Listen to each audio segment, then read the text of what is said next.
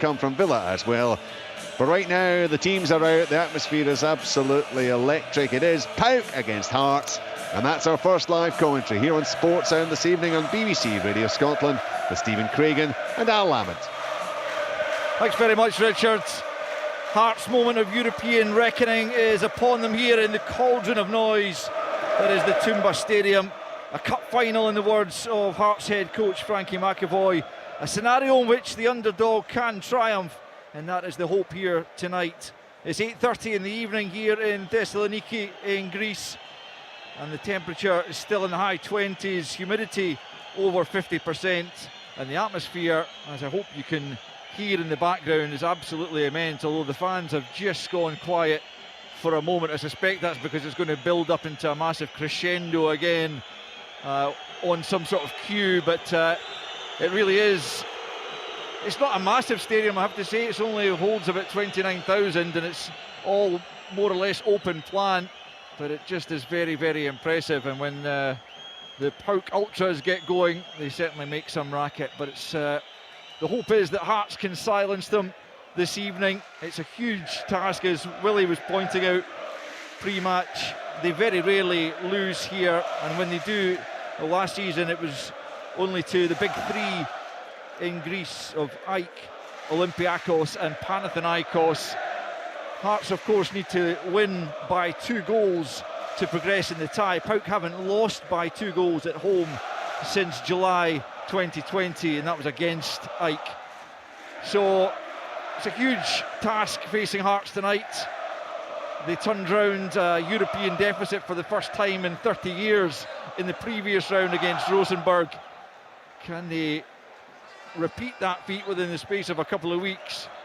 Would go down certainly as pretty much their most impressive ever European result if they were to oust the Greeks tonight and take their place in the Europa Conference League group stage for the second season in a row. Of course, last season they defaulted to this competition, having lost in the playoff of the Europa League, much the same as Aberdeen would if they can't overcome Hacken tonight. We hope, of course, that they can, but first and foremost it's Hearts away to PAOK as the referee, Spanish referee, awaits the signal and gives Cam Devlin the signal to get us underway as the boos ring round the stadium with Hearts in early possession, and it's Nat Atkinson firing the diagonal, looking for Lawrence Shanklin up towards the PAOK penalty area. Stephen Craigan, it's quite a place, this. It is, Alistair, but you know, the players have to enjoy it. They've got to thrive on it. It is going to be tough and the noise is going to be incessant all night long, but the players have to put that out of their mind, focus on their game, and most importantly, look after the football when they get it. It's a good challenge by Vargas on Baba as he just tries to force it down the right flank. It's going to be a PAOK throw-in. The referee has some sort of issue with his waistband at the moment, but that is quickly solved, and it'll be a PAOK throw-in midway inside their own half. It's Abdul Baba who is back in the side after missing the Tynecastle leg through suspension. He throws it square. It's a rather risky throw-in, I have to say, to William Ekong, but he gets there just in time before Lawrence Shanklin can close him down, and it's back now with the Croatian goalkeeper Dominik Kotarski, beaten by Lawrence Shanklin with that early penalty at Tynecastle, but otherwise performed well in the tie, and but for him, Hearts could have had another couple of goals, as PAOK are quite happy to play the ball about at the back early doors, and it's across with Vieirinha, the 37-year-old Portuguese left back, but he is playing it right back this evening as PAOK try to see out the tie and progress into the group stage. They lost out to Levski Sofia last season in the qualifiers, having reached the quarter-final the season before. The ball's played back to Xander Clark and he launches it down the left, looking for Alex Cochrane. He can't get to it, and there will be a throw-in to PAOK as both sides, Stephen, just settle themselves into the game. Yeah, and you can tell already the tempo is a little bit slower than what it was last Thursday night at Tynecastle. There's more of a measured build-up. You know, Hearts don't want to overcommit too early in the game. Of course, they have to be selective when they can overcommit going forward. So it's about being disciplined, staying in your shape, and just trying to combat the threats that PAOK have to this point. Back with Kotarski then, 2.5 minutes played in this raucous arena. Hopefully you're getting some sense of the atmosphere wherever you're listening, but certainly being here in Thessaloniki, which is a lovely place, I have to tell you, in northern Greece. Everyone has been most hospitable to us, and it's a very attractive city as well, but the supporters are amongst the most fervent in the country and like to make themselves heard. It's PAOK in possession at the back, haven't really tried to penetrate the Hearts defence as yet, and it's Kyliarakis on the left-hand side of that defence, playing it to Baba, but he is hauled to the ground by Vargas, and it'll be a free kick more or less on the halfway line on the left-hand side to the Greek side, and it'll be taken by their young attacking midfielder Konstantelias. Back it goes to Kyliarakis and square for Ekong. Just approaching the halfway line out to the right-hand side for Viarinia. He exchanges passes with Živkovic, who's a real danger to Hearts this evening. Cracking goal he scored at Tynecastle, and constant threat on that right-hand side, coming in on the left foot, but it's on the other flank right now, and it's Konstantelias trying to swivel away there from Vargas. It's out off the Costa Rican, and it will be a PAOK throw-in, but Hearts can be reasonably pleased. They're playing pretty composed so far, Stephen. They have, Alistair, and I think that's crucial, that they have to be comfortable out of possession. There can't be any panic stations or like say Cammy Devlin breaking from midfield, trying to go and press a ball he's never going to win. I think it's just about discipline. It's all about communication and making sure you fill the gaps and grow as the game goes. PAOK have it though in the Hearts defensive third as they try and create the first opening of the game. Živkovic tried to play the 1-2. That doesn't quite come off, and it's back now with Ekong on the halfway line. Fires out to the left-hand side for Baba, the fullback, forward in an advanced area, but it breaks off Vargas, and Atkinson can play it upfield. Boyce won't get there, and it's Ekong playing it to Baba once more. Now back with the Kyliarakis and Ekong on the halfway line. Right-hand side now is Živkovic. Forward he comes, looking to try and create something, plays it forward. Looks like there was an offside flag up. Yep, indeed. Player had just gone too early there. It was Schwab who got that penalty to equalise last weekend at Tynecastle, and it'll be a Hearts free kick just inside their own area. PAOK 0, Hearts 0, 5 minutes played. Yeah, this is probably the pattern of the game we expected, that PAOK would dominate possession. They would try and find little gaps, they'd try and penetrate Hearts when possible. So keeping the shape is fine, but the key for Hearts is when the ball turns over and they win possession, they can't just give it away immediately. They have to try and build some play, and they don't always have to think about scoring goals, Al. Sometimes it's just about taking the pressure off, giving everyone a touch of the ball and growing in confidence. Hearts have it. Vargas touching it back to Atkinson, preferred it right back to Ofaya. He plays it forward once more to Vargas. He goes down rather easily, it seemed to me, and in fact the free kick has gone the opposite way, I think perhaps because he handled it as he threw himself to the floor, and it's a PAOK free kick quickly taken into one of the midfielders, Singaras, number 6, and he plays it to his opposite central defender. It's Schwab down the right hand side now. From Viarina, that's a good ball in just ahead of Thomas, and I think Kai Rowles might have got a touch on it. No, the referee just points for a goal kick, but that was certainly a dangerous ball from Viarinia coming forward. I said he was a left back, but that was a terrific ball he put in on his right foot. It was, and to compliment that, I have to say it was excellent defended by Frankie Kent. He just got himself in front of Thomas. He was aware that he was trying to make a run across the near post. He just stepped in front of him and allowed the ball to run through. But just a sign of the quality that PAOK have. That's why Harry Cochrane's on that left-hand side to double up with Stephen Kingsley, so they can stop that kind of situation happening. So he's got to make sure he's a little bit closer. That's a couple of times you've referred to him as Harry Cochrane. It is, of course, Alex Cochrane. I know you were just testing me there, Stephen, to make sure I was on my toes, which I generally amn't, but I thought you would want to know that. Xander Clark clears up to the halfway line. Brandon Thomas is coming back from a halfway, an offside position, but Hearts have to be careful because Konstantelias wasn't offside and he made a late burst, but Hearts do get it clear up to the halfway line. They're yet to threaten the goal of Kotarski, and forward it goes again from PAOK down the right hand side, cleared away by Rowles, who was just made that rash challenge for the penalty. It's such a pity that Hearts couldn't hold on to their advantage for longer in that game, and as we know how it all turned out in the end, particularly with Lawrence Shankland's goal. The second half being chopped off for offside after an exquisite finish. Here's Baba, left-hand side, but he can't find his teammate Tyson. It's out for a Hearts throw-in. We've played just over 7 minutes and it's still PAOK 0, Hearts 0, PAOK leading 2-1 on aggregate. Yeah, already we can see the importance of the defensive side of the game from Vargas and from Cochrane, the two players in the wide areas. Of course they want to get forward and they want to support Boyce and Shankland, but initially in the early stages of the game, make sure you're helping your teammates out around you. Here's Boyce, right-hand side, as Hearts try to come forward, really for the first time, plays it infield to Civic, just on the edge of the centre circle, out to the left-hand side. It goes for Kingsley, who's midway inside the PAOK half on the left flank, back to Civic, and as Stephen was hinting at, just playing the ball around at the back just for the moment to get a touch in the ball, a little bit of a breather. Atkinson quickly closed down by Tyson, and that meant Kent was forced into a rush pass, and he can only knock it out of play. Tyson quickly closing down after Atkinson, so Kent shocked. It's just a little bit sloppy. You know, they're trying to draw PAOK out. Suddenly one slack pass, the fans go up, PAOK get that little bit of momentum and they get the ball back. That's where you have to be efficient with what you're doing. Be diligent with your passes and make sure you complete them. Kulirakis back to his goalkeeper, Kutarski, who immediately plays it out short to Ekong, the central defender. And now it's back with Kulirakis, crossing the halfway line, left-hand side for PAOK, clipping it up towards Thomas. Rowles has to keep an eye on it. And in the end, it was Constantelius who got his head to inside the penalty area, but he couldn't really get any power on it. It didn't trouble Xander Clark, but he got the better of Rowles in there. He shouldn't have. Well, it's a danger, isn't it? The fact that Baba can step forward unopposed.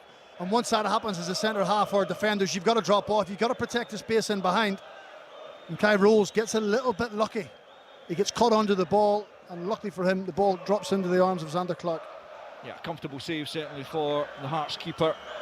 Well, a tame header, but the very fact that he found the space in behind Rowles, who plays a short ball now to Devlin, out to the right-hand side for Vargas, who just knocks it down the line for Boyce, has to just wait for the ball to arrive at his feet, then pokes it to Atkinson, edge of the box, back with Boyce. Can he find room for the shot? No, he can't. He tries to squeeze the pass to Shankland instead, and it doesn't come off, and here come PAOK on the counter, and they're so dangerous in the transition. Although that's good defending, Hearts got back in numbers and were able to win possession back. Živkovic might have got the pass off to Thomas a bit earlier, but instead he ran into trouble, and Hearts breathe a sigh of relief after foiling that counter-attack. Still 0-0, 10 minutes in. It was Toby Civic. You know, we spoke about him being in the middle of the pitch and being the protector and being the screener. He's got a really good change of pace, and his recovery pace there got Hearts out of a big situation, a dangerous situation, something to be aware of. But when they're all attacking and they're thinking about going forward, the two central defenders have to organise the midfield.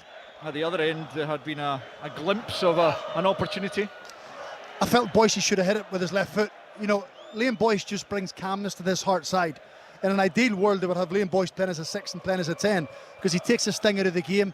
He absorbs pressure. He's always a release pass further up the pitch. And when he's up there and he plays a little 1-2s, when it was on his left foot, I thought it was on to have a strike, but he tried to play that extra pass. But certainly, that little passage should give him a plenty of heart. Hearts have a free kick midway inside their own half, which Xander Clark is taking his time over. I guess you don't want to be doing anything too quickly in this kind of heat. Very, very clammy as well, even up here high in the stand of the Toomba Stadium. Terrific view of the pitch as we can watch how the two teams are shaping up and are pretty much matched 4-2-3-1 at the moment, as Atkinson has it on the halfway line, clips it forward looking for Vargas, but Baba gets his head to it, and now it's picked up by Tyson.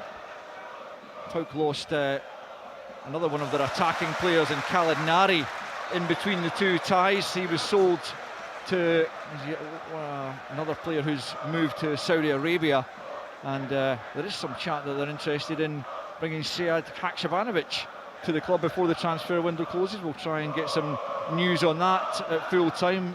Understandably, PAOK weren't keen to discuss transfer chat before such a big game, as Baba comes forward down the left-hand side, away from Vargas, gets the cross in, it's headed away by Rowles.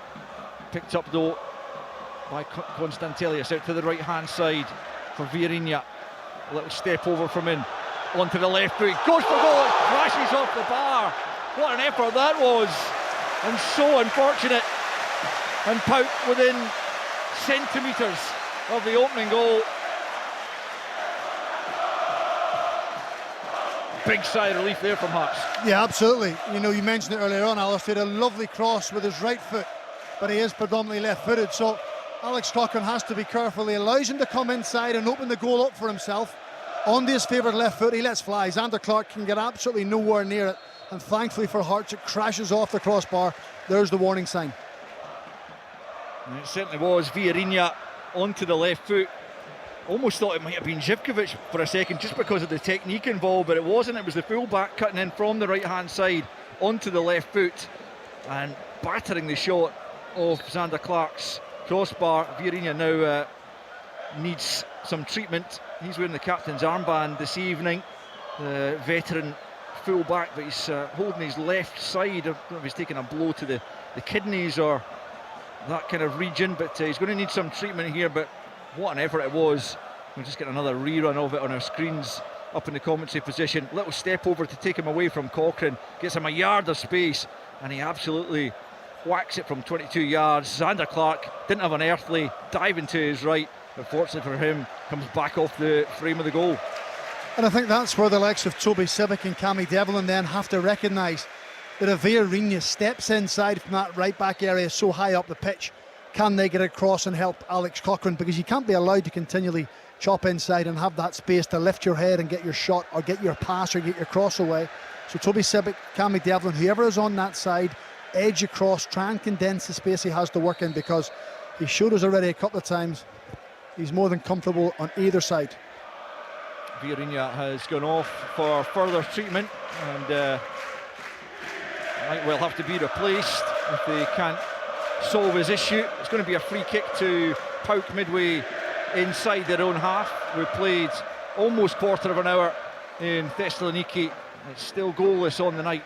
2-1 to the Greeks from the first leg at Tynecastle as Atkinson heads it only into the path of Konstantelis. He just flicks the ball over his own head, but Civic's there to mop up, and now it's Vargas, right hand side, midway inside his own half. He runs into Baba, who gets it back once more from Brandon. Baba tries to find him again. Brandon's taken out of play, but it does continue with PAOK in possession. Now the referee's going to pull it back because the advantage didn't really accrue. It was a huge challenge on Brandon. He was completely taken out on the left hand side of the penalty area, and it will go back for a free kick to PAOK in a dangerous area. Yeah, it was Nathaniel Atkinson. You know, we spoke about the wide players doing well defensively. Vargas got the ball and he was just smothered by PAOK. There's so many around the ball, they just take the ball off him. Then Nathaniel Atkinson's a little bit late into the tackle, and Thomas is still holding his leg. I felt once the referee allows play to continue, you either have to let that continue again, you can't stop it and bring it back, because you're effectively given PAOK two opportunities. You know, first of all to try and get a shot off, and now you're giving them a free kick. So I wasn't too happy with that decision, but ultimately they have to go and defend this set play. Certainly do. Yeah, left hand side of the penalty area, what, 3 or 4 yards outside of it on the left hand side, and it's Tyson and Živkovic who are over it. Živkovic leaves it though. Tyson will take the shot. Oh, it's gone in! It's gone all the way in through a couple of players, and Tyson gives PAOK an early advantage after 16 minutes. Drove it low past the two-man Hearts wall, and Zander Clark didn't see it as it zipped by him into the far post. It's PAOK 1, Hearts 0, 3-1 now in aggregate. Do you know, it's such a poor goal to lose as well. It's from a free kick wide in the left-hand side. When the strike comes in, Hearts don't have anyone in the front 6-yard box. Lawrence Shankland is actually trying to match a run across the front of the 6-yard box. He doesn't see the ball either, and it goes through its legs. But I just think from a defensive perspective, when you're defending wide free kicks like a corner kick, you should have someone static in that area to try and go and clear the ball. They don't, and they've been punished from just a ball into the box with a bit of pace. I'm just watching a rerun now, and there's just a hint though of offside as the ball is struck, because I think it's Konstantelis comes back from what looks like an offside position and possibly is in the line of vision of both Lawrence Shankland and indeed Zander Clark. And there will be a check, of course. VAR is in operation, and Hearts will hope that that is chalked off, but it looks like the officials have been given the okay. Yeah, they have. And that looks a little bit harsh. And also talking about harsh, going back to the fact, as you say, the advantage was initially played. It seemed to have, well, the move eventually broke down, but the advantage had already been played. And Hearts punished twice, as you say, or punished 3 times ultimately with the goal going in. Here's Devlin at the other end trying to get the shot away. It's blocked. And Tyson, the goal scorer, can come away, and he's left Toby Sibbick in his wake. And that's a really cool challenge by Sibbick. Takes him out of play, and the home fans and home players did not like that. Really poor, cynical foul from Sibbick. No intention of trying to play the ball, just taking the man out of play, trying to stop the promising attack as it's described by the letter of the law. And Sibbick not endearing himself to the home fans and players here. 1-0 PAOK lead. You have to say, he's a lucky boy, Toby Sibbick. I know VAR may have a look at it, but quite clearly, I mean, cynical is the word you used, he's not getting anywhere near the ball. What may go in his favour is he just clips the foot of Tyson, I think it is, who's making the run forward. He doesn't catch him high up the leg towards the knee, which would then probably be serious foul play. He just clips his heels as he gets away from him. Listen, it's something he had to do, because again they run the counter-attack, and once you concede that first goal, Alistair, it's about refocusing, clearing your head. Hearts have to be careful. They certainly do. The free kick's taken. Rowles gets his head to it before Brandon can get there. Kingsley trying to clear, knocks it off Živkovic. Brandon looking to pick up, there's a handball in there, and it's another free kick to PAOK, this time on the right hand side of the penalty area on the angle, and Hearts are rocking right now. They are indeed. You know, that was the biggest fear coming into this game, was that the home side get the first goal, the atmosphere rises, and clearly the players are responding to it as well. I have to say, I think it's a very harsh free kick. Alex Cochrane's arms are down by his side, actually bounces off his knee and hits his hand, which is in by his side, so I think it's another poor decision by the referee. There's not an awful lot he can do. And the free kick is awarded, and PAOK will have another opportunity, and Hearts cannot possibly fall further behind at this juncture, or else the tie will be well and truly over, even this early in the second leg. It's taken this time left-footed into the 6-yard box, but it's held well by Xander Clark. Živkovic who took that one. Hibernian was also in position, but Živkovic's left foot, but a comfortable take for the Hearts goalkeeper, and it's still 1-0 as Hearts break down the other end and try and get themselves back level on the night. It's gone out on the far side. I think it's going to be a corner kick, yeah, over on the far side. Hearts' first corner of the game, 20 minutes in. And this is an opportunity to try and get a leveller and really get back into the match. Remember, they fell further behind in the tie against Rosenborg in the previous round and came back, and they'll have to produce something of that nature again this evening as Cochrane fires in to the back post. Kingsley meets it with a header, it's cleared away. Devlin picks up at the edge of the box, gets it back out to Cochrane, left hand side. He helps it back into the area, it's blocked behind for another Hearts corner on the left. PAOK 1, Hearts 0, 20 minutes in. Do you know what, it's a great corner as well, isn't it? Outswinging corner from Alex Cochrane. It's Frankie Kent that comes round the back and wins the header, and that's where you want the likes of Liam Boyce and Lawrence Shanklin just to try and pick up second balls. Cochrane then lines another one up as Kingsley again waits in a deep position to try and attack this at the back post.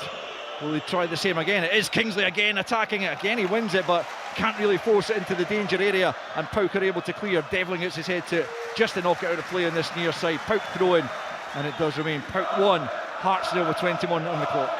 Yeah, and Hearts have to hope that that goal again sparks them into action, because it's almost as if when the game started they were quite happy not to have the ball and keep their shape.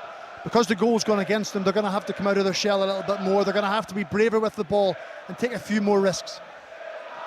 PAOK throw in then, just in front of their technical area. I think the coach is still trying to get a signal from Villarreal as if he's trying to say, are you okay to carry on? He's just back on the field of play, certainly. Portuguese full-back. And looks to be able to run off that knock he took earlier on. It's played out by Kotarski out of his penalty area to Kouliarakis, but PAOK can really try and take the sting out of this game now with the 2-goal cushion they've built up in the tie, with that early goal from Tyson direct from the free kick. I think Hearts will consider themselves a little bit hard done by, not only for the award of the free kick, but also the fact that there might well have been an offside in there. We didn't really get a line drawn, that's for sure, to clear things up. But here come PAOK down the right-hand side, looking to make matters worse for the visitors. Constantelius goes one way then the other, left-footed cross. There's one by Schwab, overhead kick, and Thomas, Brandon Thomas with the overhead kick, has got a second goal for PAOK, and already this tie is running away from Hearts. Spectacular effort from the striker. It's PAOK 2, Hearts 0. Well, it's wonderful centre-forward play, you've got to say, by Brandon. It's a terrific overhead kick, but once again, it's a simple ball into the box. So Alex Cochrane, again, doesn't stop the cross coming in from Constantinius. He turns him inside out, ball comes to the back post. It's Schwab up from midfield. Nathaniel Atkinson doesn't win the first ball at the back post with him. He just heads it back into the area, keeps the ball alive. And then it's a piece of magic, it really is. Guy rolls his goal side, he's trying to protect it off, but he just throws his right leg up and puts it over his shoulder, his left shoulder, into the back of the net. And I've got to say, away to our right-hand side, Alistair, some of the travelling supporters already heading for the exits. Yeah, well, you would have to imagine they're not going to see an incredible comeback. Those who hang around, Hearts have been clearly second best in these opening stages. As we watch another example of the goal going in, it's Schwab winning the header above Atkinson, and then just hooks it over his head there, Brandon, for a second goal of the season. And Xander Clark, again, absolutely helpless on his line. And it could be a long, long evening from here on in for Hearts. Well, we probably thought if Hearts were going to get through tonight, they were going to have to keep a clean sheet, which away from home, particularly in Europe, they've found themselves in trouble. But, you know, they really have to be careful. This game could get messy because the home side are rampant. Yeah, and here they come again. Atkinson playing his side into trouble as Brandon, the goal scorer of that second goal. Can't get the cross in though. Atkinson tries to play it away. It's picked up by Baba. He's closed down by Vargas, but he gets the ball infield to Schwab, who won the header for that second goal. Here's Cochrane though for Hearts, out to the left-hand side to Kingsley. Devlin now, still midway inside his own half. Back to Rolls. Hearts, I mean, it's virtually impossible to imagine that they could come back from a 4-1 aggregate deficit with 25 minutes on the clock already. Here's Cochrane though in an advanced area for the visitors. He's lost out to Villarreal, and Schwab can bring it away. Now Baba, and what Hearts really do not want to see is a humbling of the ilk of PSV's dismantling of Rangers last night. We don't want to see Scottish teams in Europe taken apart in that manner. It looks like Hearts are going to have to do without European football for the rest of the season and concentrate on restoring what they will probably feel is their rightful position as the third top team in the country, missing out on that slot to Aberdeen, of course, last season. PAOK playing the ball about at the back, 2-0 up on the night, 4-1 on aggregate. Hearts unable to lay a glove thus far on PAOK and have been on the canvas a couple of times themselves already. Arguably, if it was decided on points, it would be called now by the referee, as Brandon links up with Constantelius coming forward over the halfway line. Živkovic, they've got their tails up now. Brandon on the left-hand side up against Atkinson. Comes in and slides it forward for Živkovic. He waits for the run of Baba. Back to Brandon. Dummy for Constantelius. Can he find room for the shot? He can, but it's blocked away by Kent, who tries to get his fellow defenders to push up and try and make life a bit more difficult for PAOK. 26 minutes on the clock. PAOK 2, Hearts 0, as they toy with their Scottish visitors, and the crowd once again raise the decibel level. They're enjoying what they're seeing, Stephen. Here's Živkovic down the left-hand side, trying to find Baba. That move is broken up. Vargas goes down. Free kick to Hearts. PAOK 2, Hearts 0, 4-1 on aggregate. Yeah, and I think that free kick on Kenneth Vargas was more relief for Hearts, because we have to be honest on what we're seeing, that PAOK are so much quicker, so much sharper, so much more confident in what they're trying to do. And naturally, the goals have helped. The atmosphere around this place is really driving this team on. You can see why they're so strong at home. And Hearts' instinct, when you concede 2 goals away from home, your first thought is taking a step back, so you actually give the opposition more space to play in. And that's how it's played out since that second goal went in. There was a yellow card issued to Brandon, incidentally, for his celebrations after that goal. He took the shirt off, and so it goes into the referee's notebook, but I don't think he was overly concerned by that, as the ball's out for a throw in this near side. Atkinson and Constantelius having a disagreement after the ball went out of play, and the referee and the assistant just come across and ensure that doesn't escalate, as Atkinson prepares to take the throw-in on the near side. 27.5 minutes played. PAOK 2, Hearts 0. Baba gets his head to the throw-in from Atkinson, then Devlin wins it, flicked on by Vargas. Shankland's barely touched the ball, he tries to get his toe to that one, but he's pushed off the ball by Kouliarakis, and then he's penalised for a push back on the defender. I think he's complaining, possibly rightly, that he was pushed in the first instance, but the referee's not going to be listening as the Spaniard awards the free kick to the home side, which is quickly taken. Kouliarakis plays it square to Ekong. Up towards the halfway line comes the defender, out to Villarina on the right hand side. He's closed down by Cochrane, all the way back to Katarski, the Croatian goalkeeper. All in orange this evening, with PAOK in the St Mirren or Dunfermline-esque black and white stripes, with the white shorts and white socks. Hearts all in maroon tonight, as they win possession back deep in their own territory. Rolls, clears up towards the halfway line, but it's out for a throw-in to PAOK. And Stephen, the first leg, for my money, was a pretty even affair. Could have gone either way. A draw would not have been an unfair result. Tonight, as you were mentioning there, at home, PAOK look to be on a different level as they come forward. Tyson trying to find room for the shot. Eventually he's blocked out, and it will be a free kick to Hearts. Sorry, Stephen, you come. No, you're spot on, but you know, it's all to do with their pressing as well. They're not allowing Hearts any time to lift their head and get any kind of cohesion in their play. Hearts have had no real possession at all, anything with purpose. They can't get forward with quality. It's almost thrown forward to Shankland and Boyce in the hope that they can bring it down or win a header. So there's so many misdemeanours in this Hearts team, and we talked about it last night. I think they miss an out-and-out number 6, a defensive midfield player who can actually control the tempo of the game for them, who can speed the play up and slow it down. Devlin's hard worker. Sibbick has got good attributes, but not enough to control a game of this magnitude.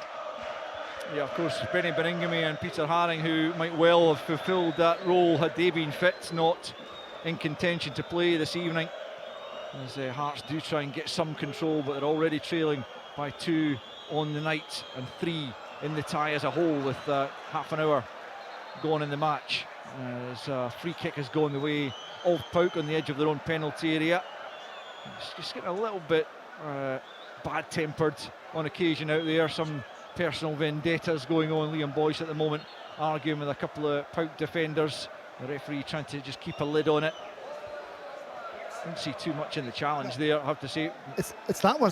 So we've got monitors in front of us. Constantelius is actually kicked by one of his own players, and the referee has stopped the play. I don't know if he's given him a free. He actually has given him a free kick, and it's his own player that's kicked him. And the Hearts players are aghast. Yeah, rightly so. The Spanish referee not doing them any favours in these early stages, as PAOK prepares to take the free kick. 15 minutes left in the first period, and already Hearts are looking like they're heading for a European exit, and there will be no repeat of the group stage adventure that they experienced last season, when they did suffer a couple of heavy beatings by Başakşehir and Fiorentina, winning only against RFS of Latvia home and away. But despite that, they would still have wanted to be back in there and giving it another shot. Of course they would, you know, but it was interesting, William Miller talking ahead of the game and saying that you have to try and use your home advantage. Unfortunately, Hearts didn't. I didn't think they deserved to lose the game, but it was always going to be a huge ask to come here and perform in these surroundings with against this quality team. This team have gone up a level from last week, and unfortunately Hearts at this stage haven't gone up a level to match them. No, they haven't. They've been on the back foot, and they are once more as it's brought forward by Singaras, and he finds Bab at the edge of the penalty. I'm not sure what he was trying there. It didn't come off, but somehow he keeps a hold of the ball and then gets it back to Schwab. Singaras once more in the middle of the park for PAOK. They've worked it out to the right hand side, and now Zivkovic picks up and plays it short to Singaris, tries to link with Constantelius. Hearts work it clear though. Boyce finds Shanklin. The first time really those two have been able to link up, and here's Boyce in a good position to find Vargas. Now he's quick, can he get into the penalty and get the shot away? Oh, he shows far too much of it to Ecom, and it's played.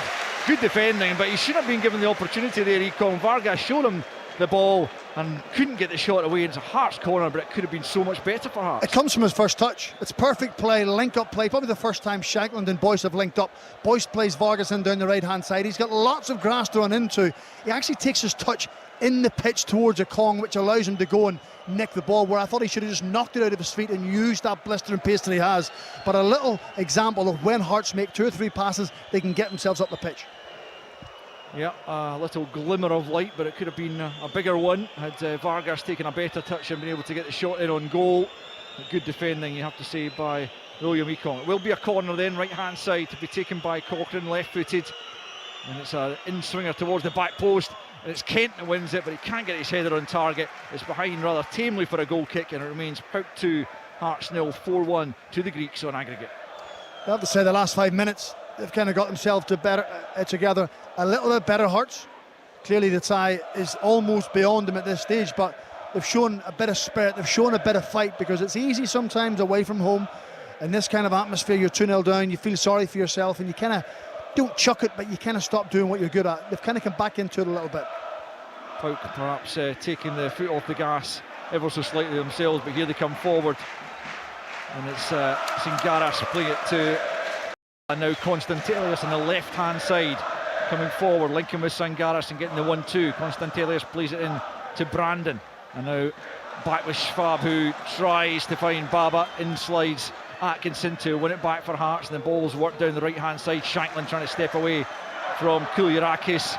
Vargas battling away there as well. Shanklin has a little bit of a nibble at Constantelius, but PAOK able to play it all the way back to the goalkeeper, and then Constantelius and Shanklin coming together once more, and the referee is just wanting a word. And it's Cam Devlin, who wasn't overly involved, I think, initially at least, but it's him that's getting called towards the referee, the Australian, getting a word from the Spanish official.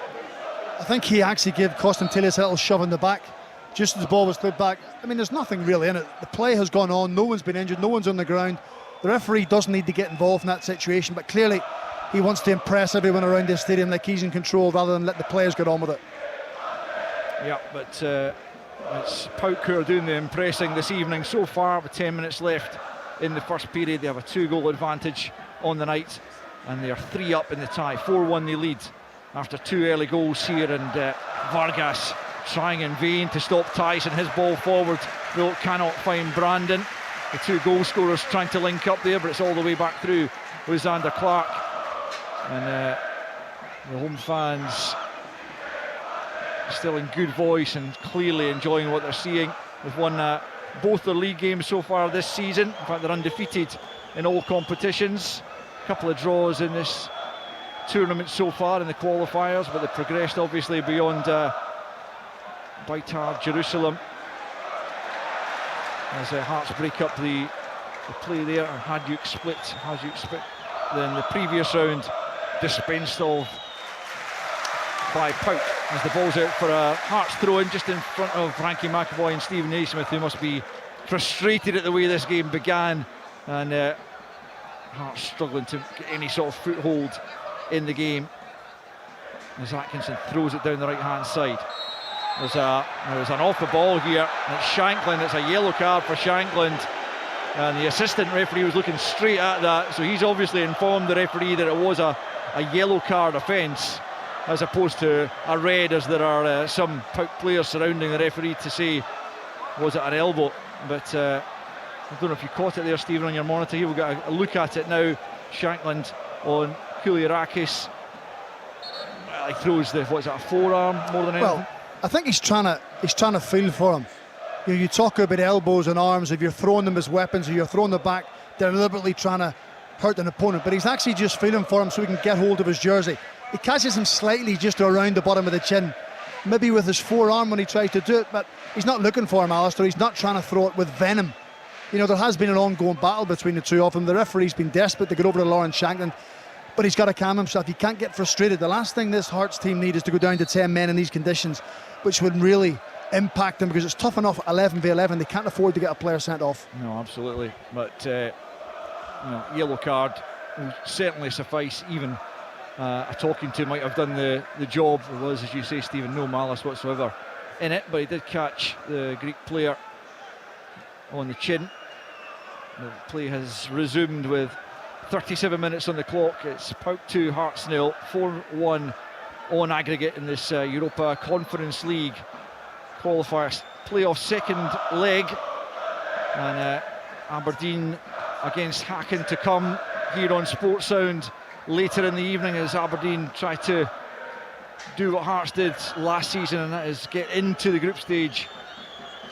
But this time of the Europa League, all going well after that terrific comeback out in Gothenburg from 2 goals down back to 2-2, and gives them a real chance of going through tonight as Shanklin chases one down the right channel. Kulirakis, his nemesis at the moment, gets there first and just knocks the ball behind for a Hearts corner. But they have got a bit more involved in the game in the last 10 minutes or so, Stephen. They have, and that's just basic simple football. It's played from Kyle Rolls at left centre half to Frankie Kent. He gets the ball out of his feet, he can lift his head. Lawrence Shanklin just makes a little diagonal run in behind the back line just to stretch them. Don't always play in front of the opposition, and suddenly they get themselves a corner kick. To be taken by Cochrane, right hand side. I guess if Hearts could pull one back, it would give them a bit of belief. Shanklin's getting another talking to in the 6-yard box here. Kulirakis and him still going at it hammer and tongs as the corner kick is about to be taken. Cochrane left-footed again from the right hand side. It's won by a PAOK head, and then it comes off the arm of Cam Devlin, and it's going to be a free kick on the edge of the box to PAOK, and disappointing that they couldn't do more with the set piece. Yeah, considering you've got the likes of Rowells and Kent and Kingsley and Boyce and Shanklin in that area of the pitch, you've got to make first contact. You've got to get players across the front of defenders to try and impact the game. But probably just sums up Hearts' first half. They haven't been where they want to be. They've probably been a yard away from where they need to be. And because PAOK have got the 2 goals, their body language, their confidence, their self-belief has absolutely soared. PAOK in possession at the back. It's Ekong out to the right-hand side for Viarinya, slides it forward for Živkovic, back with Viarinya, and then back once more with Ekong. They don't have to really do anything with any great urgency, having opened up the 3-goal advantage in the tie. Here's Kulirakis though, feeding it forward long, looking for the run there of Konstantelius, headed away by Kent, but picked up by Tyson on the left-hand side. Into the penalty area comes, a dangerous looking ball, but no PAOK players able to get into that 6-yard box to finish it off in time. Must tell you, there's a most magnificent moon across there in the distance, Stephen. Full moon, and it's glowing a beautiful orange colour. One of many lovely sights we've seen in Thessaloniki in our couple of days here, but the game that's unfolding down below is, unfortunately, from a Hearts perspective, is not one of them, although PAOK would argue it's going pretty well as far as they're concerned. They're in possession at the back. It's Kulirakis plays it forward, shot for Singaras. And now back with Kulirakis. Ekong coming forward to the halfway line. Over the halfway line he comes Viarinya now, right hand side. PAOK just keeping possession calmly as you like. No Hearts player can really get near them, as Kulirakis picks back up and then plays it out to Baba on the left hand side. Entices Vargas towards him, then plays the pass to Brandon, who goes back the way again to Kulirakis, and Hearts having to work hard without the ball. Chasing shadows just at the moment, really, as it's picked up by Schwab on the right hand side. The midfielder steps in on the left foot, midway inside the Hearts half. Things could get worse for Hearts here before half time as Tyson tries to find a way through, trying to thread the pass for Baba, but Kent was there and knocks it away. 4 minutes of the first period left. PAOK 2, Hearts 0, 4-1 in aggregate, and it's been pretty comfortable on the whole for the Greeks. Yeah, it has been. I mean, that passage of play, PAOK have probably made 10-11 passes, and not one Hearts player was in 2 or 3 yards to try and stop the pass. So there's a major problem right away.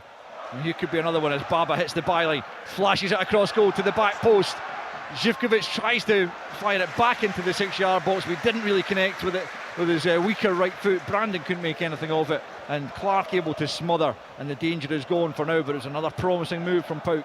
Listen, the front four in particular of PAOK have been top class compared to last week. You know, their movement, their interplay, their full-backs, Baba on one side and Hibernian on the other side. They've got a freedom to get forward. You know, last week they were probably a little bit more reserved, but today the shackles have come off. They're really trusted in themselves. That's been the difference. The Hearts front four, little impact. The front four of PAOK, very, very good. Baba rather slices an attempted clearance. Hibernian, though, at the edge of his penalty area, gets it further away. Boyce with a little flick on, no Ekong there before Shanklin, and just hooks it over his head and out of the danger area. Kingsley returns it, but Ekong's there again to win the header on the edge of his own penalty area. And they've been pretty sound defensively as well as flamboyant in an attacking sense. And talking of flamboyant, here's the Brazilian Tyson linking with Constantelius. Asks a little bit much of Singaris there, and Kent comes across and manages to clear from the right hand side up to the chest of Shanklin, who gets the boos of the home fans as he then hits the deck under a bit of pressure from Tyson. Wasn't a lot of contact as Tyson looks ruefully at the Hearts captain, but it will be a Hearts free kick. Couple of minutes left in this first period. PAOK 2, Hearts 0. You know, and that's probably Lawrence Shanklin's best passage of play, holding the ball up on the halfway line, which probably tells you more about the first half than anything. But Constantelius, you know, last week it was little spells of him, Alistair, little sparks, but he's been terrific this week. He really has. Started the game as a number 10, but just floats all over the front. Looks like a young man with a huge future, and Hearts haven't been able to cope with him. Yeah, just 20 years old. Young Greek does look a promising player. As Hearts have it in the middle of the pitch. It's Civic, flicks it up towards Shanklin, just tries to get a glancing header on, but it was a difficult ball to take and do much with, and it just comes off his head and goes harmlessly behind for a goal kick, with Vargas unable to latch onto it. Goal kick to PAOK, just over a minute of the opening 45 to play, as the Hearts fans off to a right well. They've enjoyed the weather, certainly. It's been absolutely baking hot for the last couple of days that these supporters have been here, and they've certainly enjoyed the hospitality, I think it's fair to say, but they're not particularly enjoying the spectacle in front of them this evening. It's a goal kick to PAOK, which will be taken by Dominik Kotarski when he's ready. He launches it over the halfway line now. Up goes Devlin to win the header, and then there's Ekong meeting it high up in the air, wins the second ball as well though, and knocks it forward. Civic trying to win it back for Hearts. Devlin in there snapping away as always, and does well initially, but then loses out to Zivkovic, and that'll be a free kick at the very least to PAOK. And I think the referee is being encouraged to go into his pocket, and he doesn't need too much encouragement to do that. And Devlin joins Civic and Shanklin in the book, and it's PAOK 2, Hearts 0 on the cusp of half time.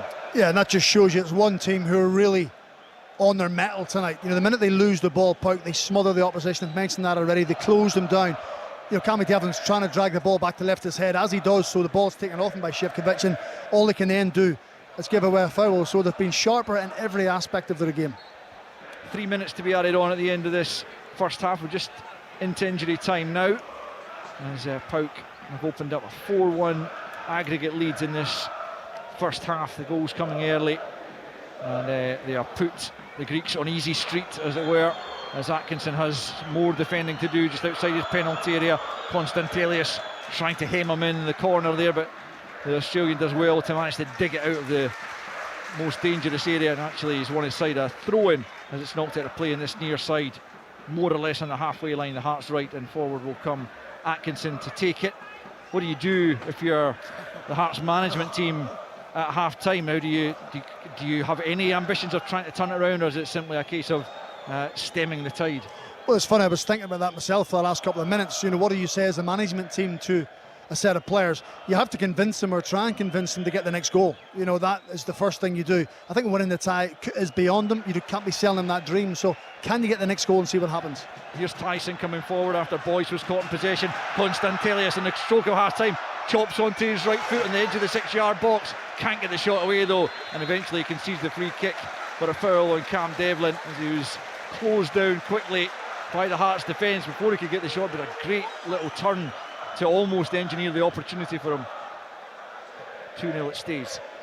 But it's just when they turn the ball over, Alistair, they're so incisive. You know, they don't want to play that safe pass. It's Tyson, who I have to say has been excellent as well in this left-hand side, wins the ball and then threads a little ball between Atkinson and Frankie Kent. Frankie Kent's lunging in, trying to block the cross, but I said about Constantelius, he's so sharp, he's alert, he chops back, thankfully. and Nathaniel Atkinson gets back to help them out. But the sharpness and the crispness of some of their play tonight from PAOK has been a joy to watch.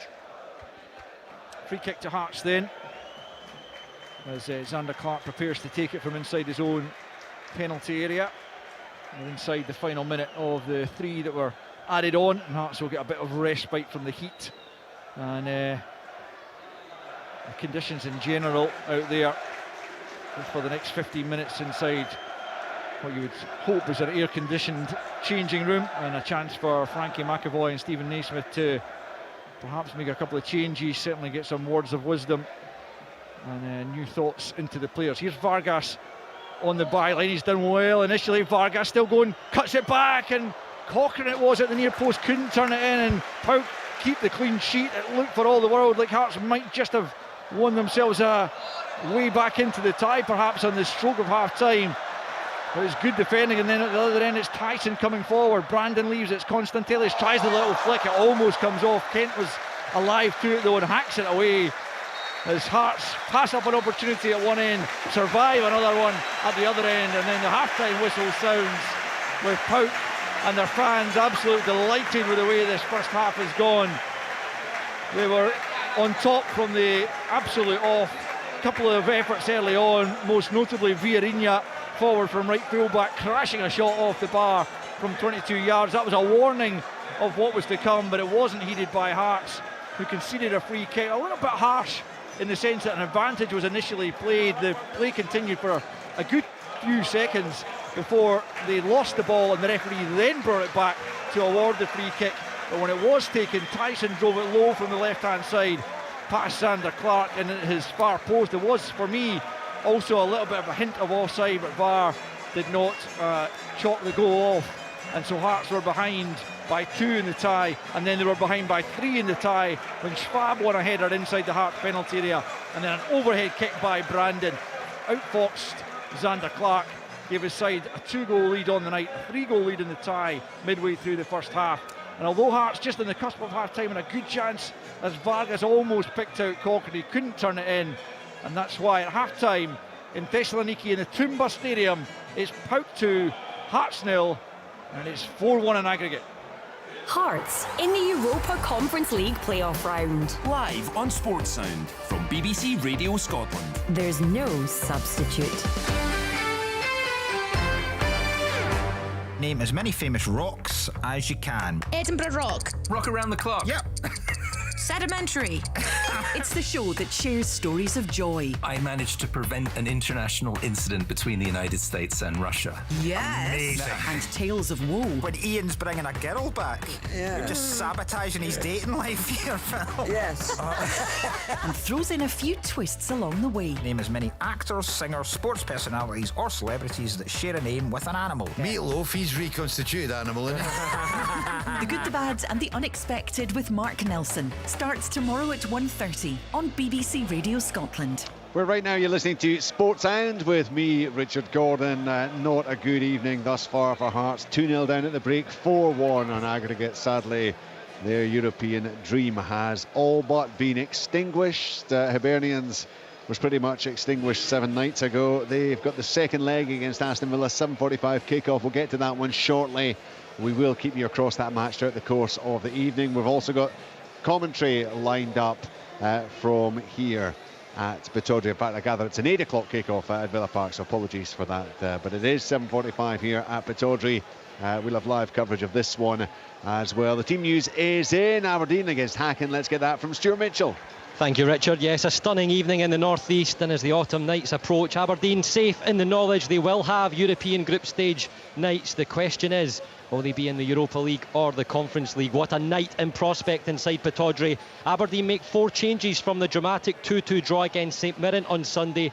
Richard Jensen, James McGarry and Jamie McGrath all come in for first Aberdeen starts. Shayden Morris is also restored. All those players came on from the bench on Sunday.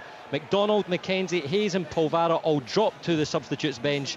New signing Pap Habib Gay is ineligible. So Aberdeen line up with Kelarus in goal, a back 3 of Devlin, who clinched that comeback in Sweden, Rubizic and Jensen as the back line. Morris on the right side of the midfield with McGrath, Shinnie, Clarkson and McGarry on the left. Up top, Duke, the number 11, and of course Bojan Miovski, who scored a terrific first goal in the first leg too. On the bench, Doohan, McKenzie, Barron, Hayes, Williams, Sockler, Polvara, Duncan, McDonald, Milne, Dadia and Babbage. For BK Hacken, they make a single swap. The suspended Johan Hammer, who was sent off, is out. Thibault comes in defence, so that's the only change from that one. It was also the only change from their derby defeat 4-2 on Sunday away to Gothenburg as well. So the Swedish champions line up with Abrahamsson in goal, a back four of Sandberg, Thibault, Hovland and Fredriksson. The middle three is Riga, Gustafsson, that's Samuel Gustafsson who's captain, and Amani. And up top it's Sadiq on the right side, who scored the second with the penalty. Ristic in the centre of attack, and Layuni also a goal scorer. On the substitutes bench, Bratberg, Banisic, Larsson, Ishak, Kamara, Dabo, Totland, Sana, Sonko, Dembe, Janssen, and Brusberg. The coach is Per Matthias Hugmo, and the referee is Daniel Siebert, the German. He was the referee for the first leg of the Europa League semi-final in May, when Juventus and Sevilla played out a 1-1 draw. Juve scored in the 7th minute of added on time in that one. But what a night in store at Pittodrie this evening. Yeah, I wonder if we'll have that kind of late drama here tonight. Certainly no surprise, I suppose, that Hacken have pretty much stuck with the team that played pretty well for the large part, and of course Aberdeen coming right back into it in that second leg. And Barry Robson, Willie Miller has taken the opportunity to give starts, European starts, to some of his new faces. Yeah, I think he'll be delighted to get some of these new faces in, Richard as well. And I see Rhys Williams on the bench too. He'll be delighted that he's got the Liverpool player back fit and available to sit on the bench, and the squad is looking, a fair bit stronger. I think that he'll be getting into the game pretty confident on the back of the second half performance, particularly the last half hour, and the way and the manner that they managed to turn the game round and make Hacken look a little bit vulnerable at the back. I thought they looked a little bit all over the place at times when Aberdeen got their game going. But the changes definitely did, make a difference with Devlin being able to play in the right wing back. He's got to revert back to the right centre back again of the three, and James McGarry as well, who was prominent in the change of fortune, and of course Jamie McGrath as well.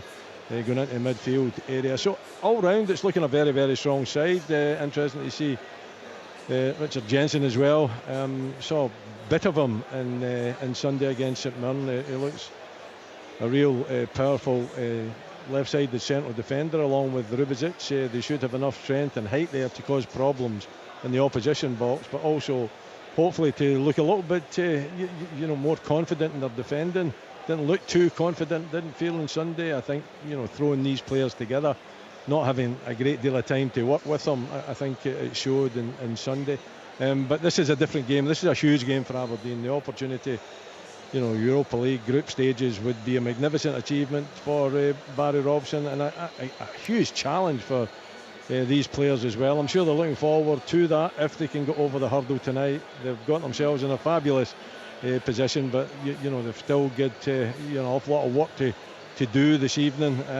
They've got that strike force as well in Miovski and Duke, very powerful and potent strike force. That's if Duke decides to play. It hasn't been his usual prominent self, but I think under lights, Pittodrie, full house, he'll be looking forward to it, and I think he could possibly ignite the Pittodrie fans here tonight. Well, it would certainly be overdue, wouldn't it, this season? He has offered very little in the matches so far, having been such a spectacular success. Rory, you were out there, you witnessed the first half, you saw that comeback from Aberdeen. We've seen what happened to Rangers last night. Hibs are out, or will be out, given what happened to them against Aston Villa. Hearts look to be out now as well. It's an indication of just how tough it can be to try to make progress in Europe. Are you anticipating a similarly difficult evening for Aberdeen tonight? Good evening, Richard. In terms of the game being at home, which, for Hearts, they need to travel to Greece and they're having a tough time of it. Rangers had to travel to Eindhoven and had a very tough time of it. I think it's slightly different from Aberdeen. I was out at the game last week, and as far as I can see, both teams have similar strengths and at this moment in time similar weaknesses. Neither team struggles to score goals. However, they are susceptible at the back. Of course, in front of a full house you want to start quickly, but I think Barry Robson will be lining his team up and getting in their heads. You know, it's the bulk of the Hacken team who, in the derby at the weekend, were 4-0 down against Gothenburg after 52 minutes. They did get a couple of goals back, but the game was all but done.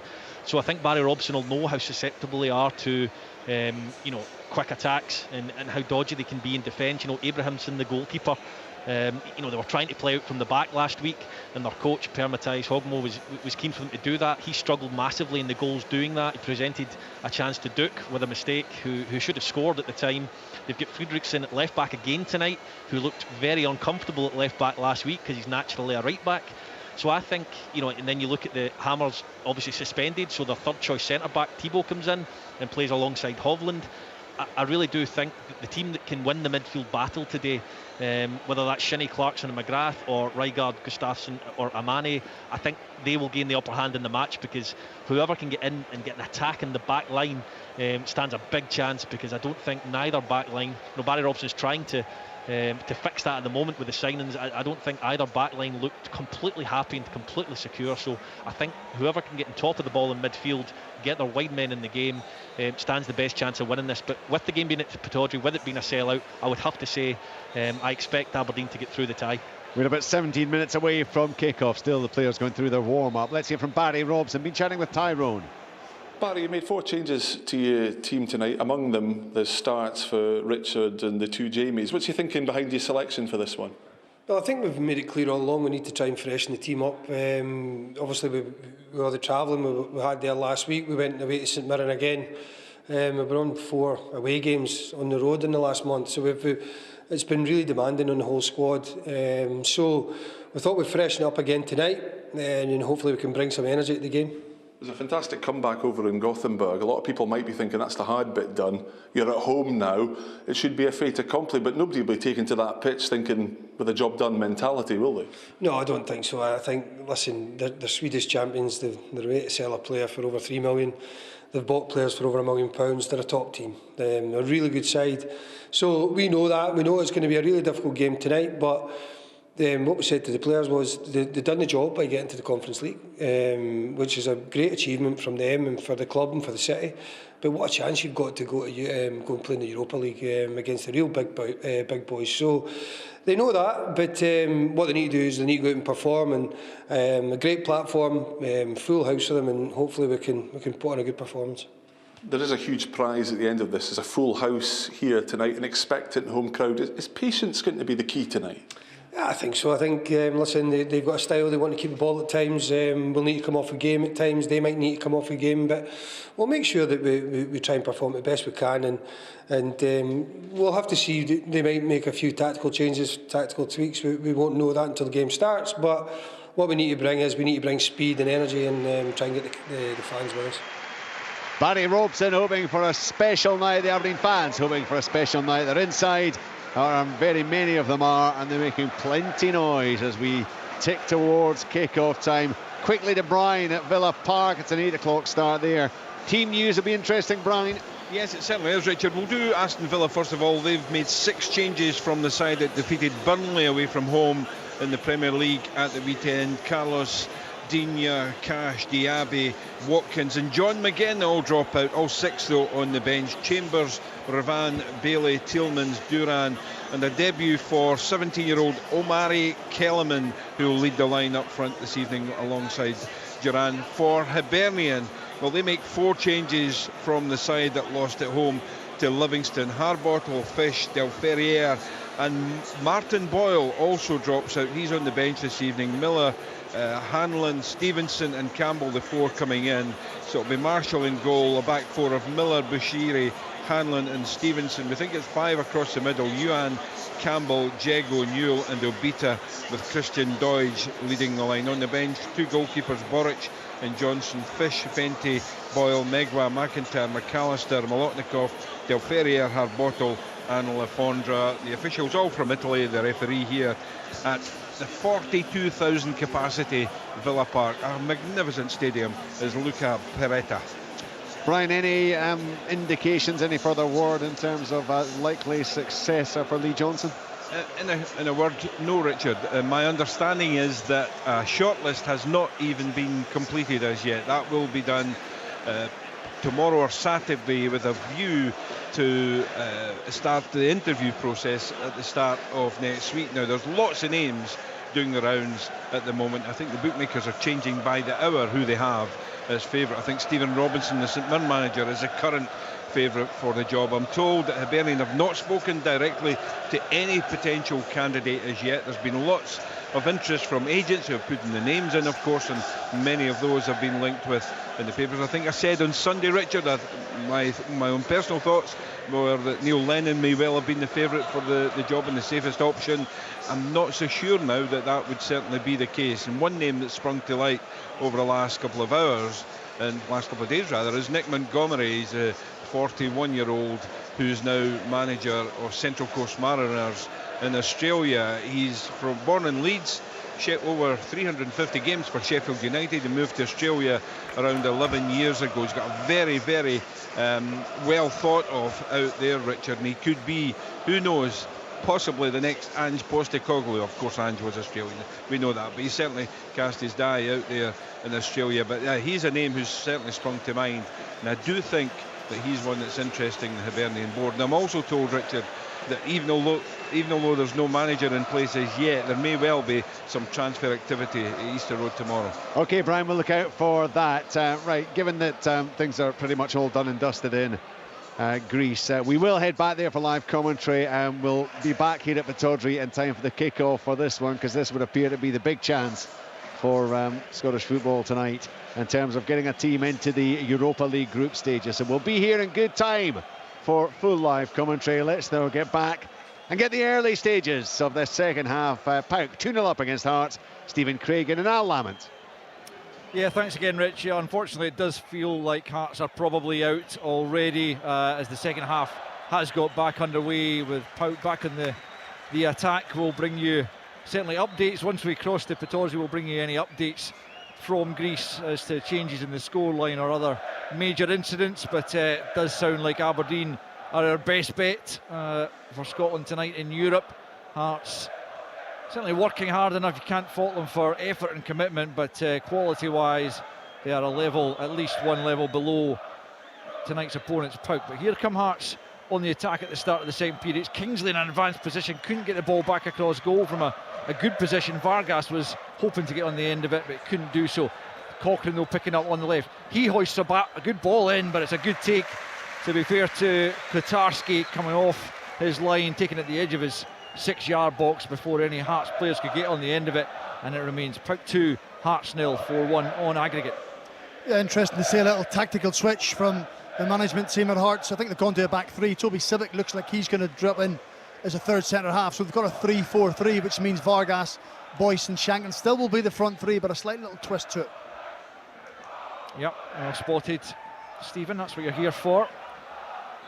As PAOK will no doubt still try to find a way of getting through that Hearts backline, as they did on a number of occasions in the first period, a couple of times to very good effect indeed.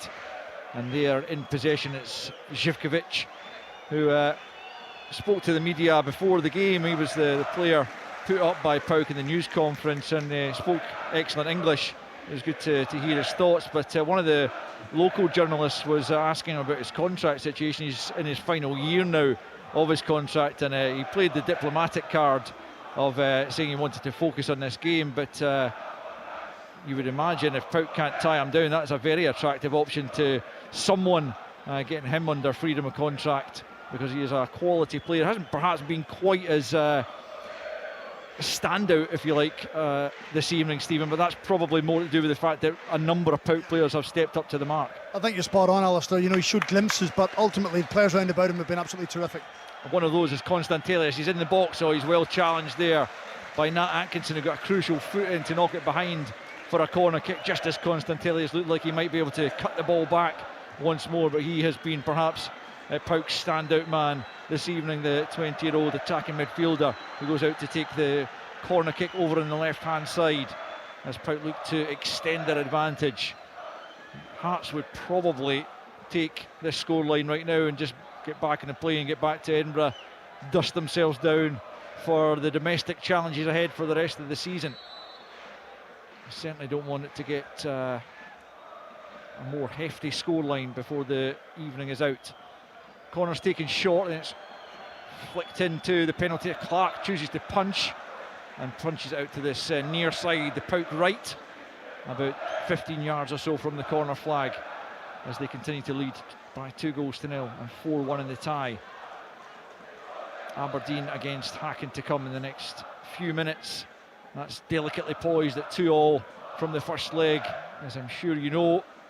And Barry Robson's side looking to get that one over the line and take their place in the Europa League group stage draw, which takes place tomorrow. And it would be a terrific achievement for Barry Robson and his side, but for the manager to have gone in there and done what he has, secured third place, secured European football. And if it could be the Europa League, that would be massive for Aberdeen, albeit it would be a lot of tough tests to come for Aberdeen if they do get into the Europa. It would be. You know, we kind of hoped coming here tonight that Hearts would follow them into the Conference League, but sometimes you just come up against a better team, Alistair. You know, Hearts, we said, needed to raise the game. They haven't done that, but PAOK have just been better in every single department. So as much as we would like to get out here with a 2-0 defeat, I think Stephen Naismith and Frankie McAvoy would like to see a better second half shown. Something that they can grab onto and sell the players to in the future, particularly getting into Sunday's game at home to Motherwell. Yeah, another big one, which we'll be covering, of course, across all our BBC Scotland platforms. The only place really to catch all of the football that's taken place over the course of this season. We've brought you lots of these European qualifiers on TV, on radio, and of course on our digital platforms, and we'll continue to do so once it enters group stage. As Hearts battle away, and it's Cochrane has been penalised. Well, actually, it's gone the other way. I thought it was Cochrane that was penalised. I don't know if the referee changed his mind there, but Hearts eventually get the decision. Again, it looked like Hearts were going to be on the receiving end, or the wrong end of a poor refereeing decision.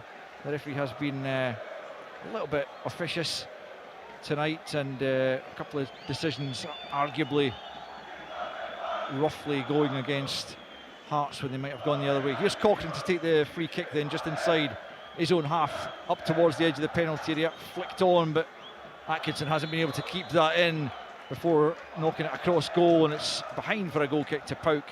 And it does feel like this game really is just trickling away with every passing second from Hearts. PAOK leading by 2-0, 6 minutes of the second half gone, and it's still a 4-1 aggregate lead. Yeah, and it just shows you how difficult it is for the Scottish clubs to get themselves into group stage football, playing their way into it when they're coming up against quality like PAOK in a playoff game. So there's lots of room for improvement, things they have to look and try and improve on, but Hearts probably aren't as strong this season as what they were last season, which is always going to be difficult coming into games like these. Well, they, like everyone else, have about just over 24 hours, I guess, of the transfer window to improve the squad. There's a decision that didn't go against Hearts when it might well have, actually. Villarreal still lying on the deck after he was barged into. Hearts coming forward through Shankland, edge of the penalty area, clips it to the back post. Boyce heads it back down. Vargas can get turned, he lays it off instead, and it's lashed over the crossbar by Alex Cochrane. He got plenty of power on the shot, but it was always rising as it came to him. It was difficult to keep down, and he couldn't do so, and he fires over the crossbar, and it's still PAOK 2, Hearts 0. And that's just an example of the improvement in Lawrence Shankland's game. He's the one who picks up the ball high on the left-hand side. He skips in the pitch. Liam Boyce is making a great run down the right-hand side. It's a perfect cross, a right-hand side cross into the back post. Boyce guides it back in. Alex Cochrane really should keep the ball down. It would have been a good, good lift for the players if they could have got the goal, but probably their best passage of play in the full game. It's a goal kick though to PAOK, as the Gate 4 ultras across there bounce away, most of them shirtless, and hardly surprising in the high 20-degree heat here, as Ekong Marler misses his kick, but the goalkeeper comes to the edge of the box. Not sure why he didn't just collect the ball, but he cleared it instead, and Hearts have it back just inside their own half, and it's Civic who, as Stephen said, has moved to right centre back in this first period. Vargas taken out of play there by Koulirakis, and it will be a yellow card for the centre back who had that ongoing tussle in the first period with Lawrence Shankland, but now it's him, the 19-year-old centre back. He's got a pretty impressive figure across the two legs so far, but he finds his way into the referee's book after 9 minutes of the second period. Yeah, I think Kenneth Vargas has shown glimpses, hasn't he? You know, he's shown moments of what he's got. When you're a wide player or a forward player, you've got to try and find that consistency, but certainly there's something to work with there with Vargas. Free kick then midway inside the PAOK half, right hand side, to be taken by Cochrane, left footed, as Hearts look to get themselves on the score sheet. Swung in, Shankland gets the header in, just wide of goal, as Katarski flung himself to his left hand side. Wasn't going to get onto the ball, but he didn't need to, as it crept just wide of his left hand post, and it's still PAOK 2, Hearts 0, 4-1 on aggregate. Yeah, they've shown more intent in these opening 10 minutes of the second half probably than they did the majority of the first half, and credit to them. You know, it's easy just to roll over and just accept that you're not going to get anything out of the game or make any kind of impact in it, but good ball in from Cochrane on that right hand side. Shankland, it's always going to be a difficult header from there, but he bustles his way in, but unfortunately for him it just drifts wide. He just took a knock in the process there, the referee just checking that he's okay without any treatment. Just looks like he's holding the groin area, as the referee for the second time in a few seconds is wanting a word with the PAOK defenders. It's over the time they're taking with the goal kicks. I saw Gordon Forrest, the Hearts coach, coming out a minute ago to speak to the fourth official about time wasting. So Hearts perhaps feel that with a bit of good fortune that they are still in this tie, but it's a huge mountain to climb. 3 goals they required simply to take it into extra time. That's without conceding again as well. It's a lot to ask, as Brandon plays it back the way to Ekong, who goes all the way back to Katarski in the Greek goal, and then plays it out to the right hand side. It'll be kept in by the retreating Živkovic, closed down by Kingsley, who's now playing as a wing back, given away by Ekong to Devlin. Vargas tries to help it onto Boyce, but breaks more kindly there in the midfield for Schwab, and now it's Baba left hand side for PAOK coming up to the halfway line.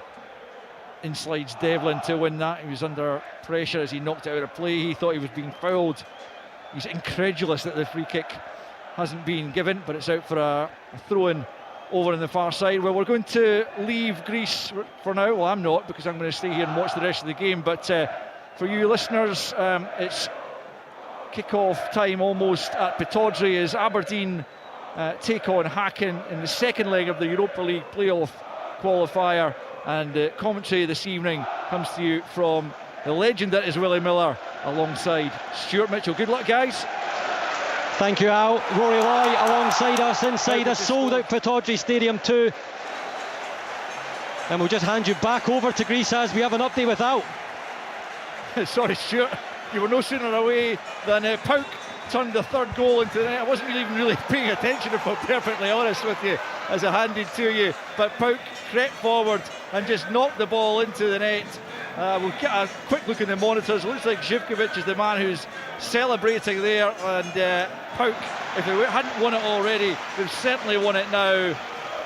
3-goal advantage on the night in 57 minutes, and a 5-1 aggregate lead. I'm just going to just talk you through the goal as I look back at it on my monitors. A long clearance from Katarski, and it comes to the right hand side. It's played in for Konstantelius, who missed his kick first time round and got the break of the ball and just tapped it past Sander Clark. Živkovic plays the cross in. Konstantelius getting lucky but finishing with aplomb at the second time of asking, and it's PAOK 3, Hearts 0, 5-1 on aggregate. And now let's go to Pittodrie.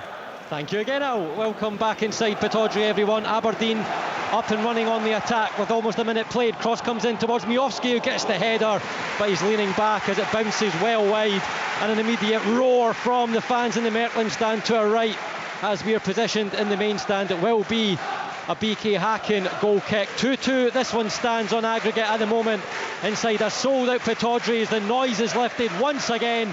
The Aberdeen supporters on their feet to raise the level as BK Hacken now play up to the left side. There's a flick on with the heel. Nicky Devlin will take over the number 2. Looks back towards Kelleroos, and he'll play the ball back to the goalkeeper in his full yellow kit. Back to Devlin now on the touchline, up towards Miofsky on the halfway line. Jamie McGrath tries to feed the ball forward. It will be Fredriksson getting there first for Hacken, and he'll touch it back to the goalkeeper Abrahamsson, who'll just swipe that one upfield. And Manny tries to take McGrath in with the header. Morris keeps it in play, but only for Romeo Mani, the Ivory Coast born midfielder. And Aberdeen immediately just looking to push the pressure on that Hacken defence. Up it goes towards Amor Layuni. Devlin won't get there. Rubizic comes across, Layuni looks for the cross, and it will come off the Aberdeen defender and out for the first corner to the way of the visitors, the Swedish champions Hacken. And that will allow me a brief pause for Willie Miller to step in. Willie, a really special feeling inside Pittodrie. Yeah, it's packed, it's excited, they're looking forward to it. The pitch is perfect, the conditions above ground magnificent for a game of football, and Aberdeen have started on the front foot, but a little bit of misunderstanding there at the back. We've seen that in early games so far this season. It gives Hacken the opportunity of a corner and to throw it in and test the Aberdeen defence. Rugard is standing closest for a short option. It's on the bottom left corner arc in front of the Richard Donald stand between the main stand, and it goes towards the back post. A rising header. Who got the touch there? There's claims both ways, but it will go well wide. So an opportunity to just run you through the team news. Aberdeen with 4 changes from the 2-2 draw on Sunday against St Mirren. Richard Jensen, James McGarry, Jamie McGrath all coming for first Aberdeen starts. Morris is also restored.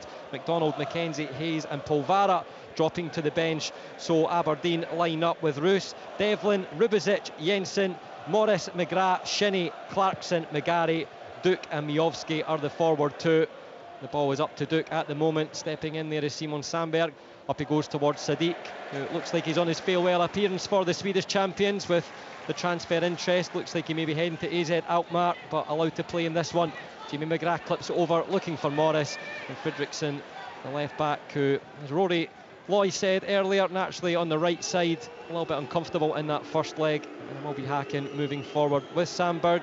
Up towards Sadiq, he plays himself into a little bit of trouble, and it's great work as Aberdeen win the ball back. Leighton Clarkson immediately looking forward, can't thread that one through, and BK Hacken will just cool it down in defence with some short passes. So only the one change for Hacken, and that's because Johan Hammer is suspended from his red card in the first leg. Thibault comes into defence, so they line up with Sandberg, Thibault, Hovland and Fredriksson playing in front of the goalkeeper Abrahamsson, as Morris does fantastically to win the ball. We'll come back to that Hacken team. Jamie McGrath, right side of the box, clips up for Miovski and headed away by the Hacken defence. Rugard, Gustafsson and Amani are the midfield 3. Layuni currently on the ball, working towards the halfway line on the left of Serdin Hristic, and Ibrahim Sadiq on the right side. And it is that right side where Hacken look to get the ball out to. They're playing in white jerseys with black shorts and white socks tonight. Aberdeen in their full red kits with the gold numbers, gold lines, gold trim. Roos with the ball will go long upfield. Miovski up in the air to battle on Fredriksson, but no winners, and it goes back to even Hovland. Rory, you were across in Sweden for that first leg last Thursday. They said there was opportunity there for Aberdeen to try and put pressure on that back line. They looked to play the ball to feet, but Abrahamsson sometimes a little bit uncomfortable there at the back. Yes, I would suggest so. And Fredriksson giving the ball away just a second ago to present Aberdeen with an opportunity goes back to what I was saying. Abrahamsson, the goalkeeper, I think the left back as well, they don't look particularly comfortable, but you can see early on, Stuart, Shinnie, McGrath are squeezing the game as high as they can, stopping Gustafsson, getting on the ball and trying to play. And I think that they just need to be a little bit careful, because when they do play the ball a bit longer, Hacken, they're getting caught out. Goes long again, the header down from Hacken will only fall to Shane Morris, who's standing on the halfway line, and he's picking up the pace with those pink boots onto the right foot, curls it in on top of the goalkeeper, is scrambling back towards the back post. Simon Sandberg doesn't get much on it. Duke keeps it in play, stands the defender up on that far side. Aberdeen shooting from left to right into the Mecklen stand, cut back there towards McGarry as a look up, options behind. Jensen mixing it with Clarkson, forward it goes on that left side again. Nice turn, sells the defender. McGarry maybe tried to do a little bit too much. He had 3 in the area waiting on the cross. Sandberg will get the ball away. Rubizic gives the BK Hacken attacker a cuddle. It drops to Shinnie in the edge of the area, and it stings the palms of Peter Abrahamsson, who turns that one behind on the far side for the corner. And listen to Pittodrie roar. Yeah, it's fabulous pressure from Shinnie, leading by example, taking that captain's role forward there.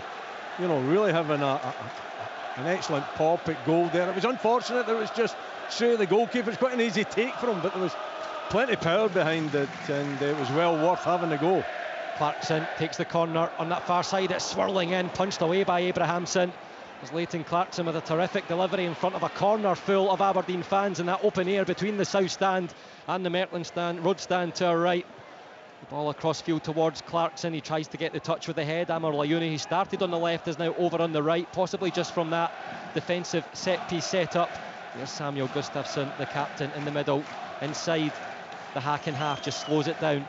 Finds Amani, he tries to thread it through where Jensen stands, manages to get that one away in an awkward body position with the right foot, and it feeds Mijovski. Lovely touch in field for McGrath. Now on that far side, McGarry has a look up, thought about the clip, he'll just settle things down and stay calm. Clarkson looks to lift it over. Thibault, that one replacement for Hacken, in on the right side of the centre of defence, heads away. It's some neat tidy play from the Hacken defence and defensive midfielder Gustafsson. He'll touch that one for Sandberg. That's an untidy pass. Shinnie aware, he steps in, and a slick bit of movement as he drops the left shoulder, just sells the big striker out to this near side. Morris stands facing the halfway line, back to Devlin. He'll try to press one forward for Bojan Mijovski, and it will be Mikael Rigur that will come away with it. Sadiq on the left, dribbling in field, centre of gravity, tries to find Terstich, he does, touches the ball back into midfield for Gustafsson, and Mane rolls it back. Here's Valgeir Fredriksson stepping forward, the left back. It's left for Rugard again. Gustafsson looking to just settle down and enjoy some pressure in the Aberdeen half now. With the ball at their feet, Gustafsson back for Fredriksson. Into the right foot, tries the in-swinging cross, headed away by Rubizic. Will fall back into the visitors' possession again. Sadiq with a quick move. Turn there. It's good work from Rubizic, trying to peel away, and he'll let the ball run into the path of Graham Shinnie. He'll look up onto the left foot, to ahead, Duke to his left. He's the option, tries to let it run through and take a touch with the heel, but he will pick up the scraps as Thibault slides away there and hooks the ball away, right-footed. McGrath settles it down now for Clarkson. Frantic pace here inside Pittodrie. Morris looks to run at the left back, and he manages to somehow grapple with no vision, the big tall defender, hands outstretched behind him to stop Morris getting round, and the German referee blows for the Hacken free kick. 0-0 it remains on the night, 2-2 in aggregate, almost 10 minutes played at Pittodrie. Yeah, I would have to agree with the referee there. I have to say, I think Fredriksson did well to get his body in, and I think Morris is clutching at him. Aberdeen fans aren't happy, but like I said, I think that's right. It is a little bit frantic when Aberdeen get the ball. Hacken are the ones who are able to take a little bit of sting out of the game at times. Ristich feeds it through for Sadiq. The sliding challenge from Devlin is on point, and he'll get up to race to the corner to try and get the ball. The last touch there off Devlin. Hacken will have the throw, but just as you mentioned earlier, Willie, that long ball forward, just catching Aberdeen out a bit again on the right side. Yeah, it's a dangerous ball in behind Nicky Devlin. He does manage to recover well. He's good pace, and it's an excellent tackle. It's got to be good, isn't it? It's inside the box, and no doubt he gets the ball cleanly. Clarkson steps in, takes possession, looks for Duke, who could be one-on-one with Thibault here. He's got the pace. The ball will bounce all the way through to Abrahamson. He was the goalkeeper here in the 5-1 when these two met back in July 2021. Imagine a similar scoreline tonight. Aberdeen won't be looking possibly at the score. It's just about that place in the Europa League group stages. Safe in the knowledge of group football, but want to be at the highest level possible. And Hacken are a different side. Their head coach has mentioned that they were fighting relegation at the bottom of the league when they were last here in July 2021, and now Swedish champions, cup winners too, in that time between these ties. And Amani rolls the ball out in the Aberdeen half for Sadiq on the left. Fredriksson now steps up, looks in field, exchanges passes with Hovland, gets it back, now does the same with his captain Samuel Gustafsson. Amani takes it, right-footed, white boots, in field to the centre circle. Gustafsson will look for that drilling high ball over to the right side, but Layuni knew he was never getting there before the bounce, and then the Pittodrie surface puts more pace on it, and it bounces over for the Aberdeen goal kick. And just a break in play as Srdan Hrstić, Serbian under-21 international, only 20-year-old, ties his laces in front of the Aberdeen D. Just Rubizic is going extremely tight to Hrstić, and he's actually done really well a couple of times, but it's only going to take Hrstić once to get him turned or to get it popped off for him being a little bit of trouble. He is going so tight, and he did well last week as well, Rubizic, to be fair. Just want to ask Willie, I mean, you know, Nicky Devlin provides so much for Aberdeen at right wing back. Would you have been tempted to start with McDonald at centre back and maybe Devlin at right wing back? Or I would have, yeah. You know, I think why Barry is has went the way he has and put Shaden Morris in. He's looking for that kind of a winger type down this side. Yep. I mean, I think he's taking a little bit of a risk. I would, and he's got plenty on the bench there. You know, you're right with McDonald, but he's also got Rhys Williams as well. So he's got options to do that, and it's not going all the way in the early exchanges. That's for sure. It's been a difficult start to the game for Aberdeen. 12 minutes played, 0-0 it remains on the night. Fredriksson, the Hacken number 12 forward, central in the midfield from his left back position, looked for Layuni.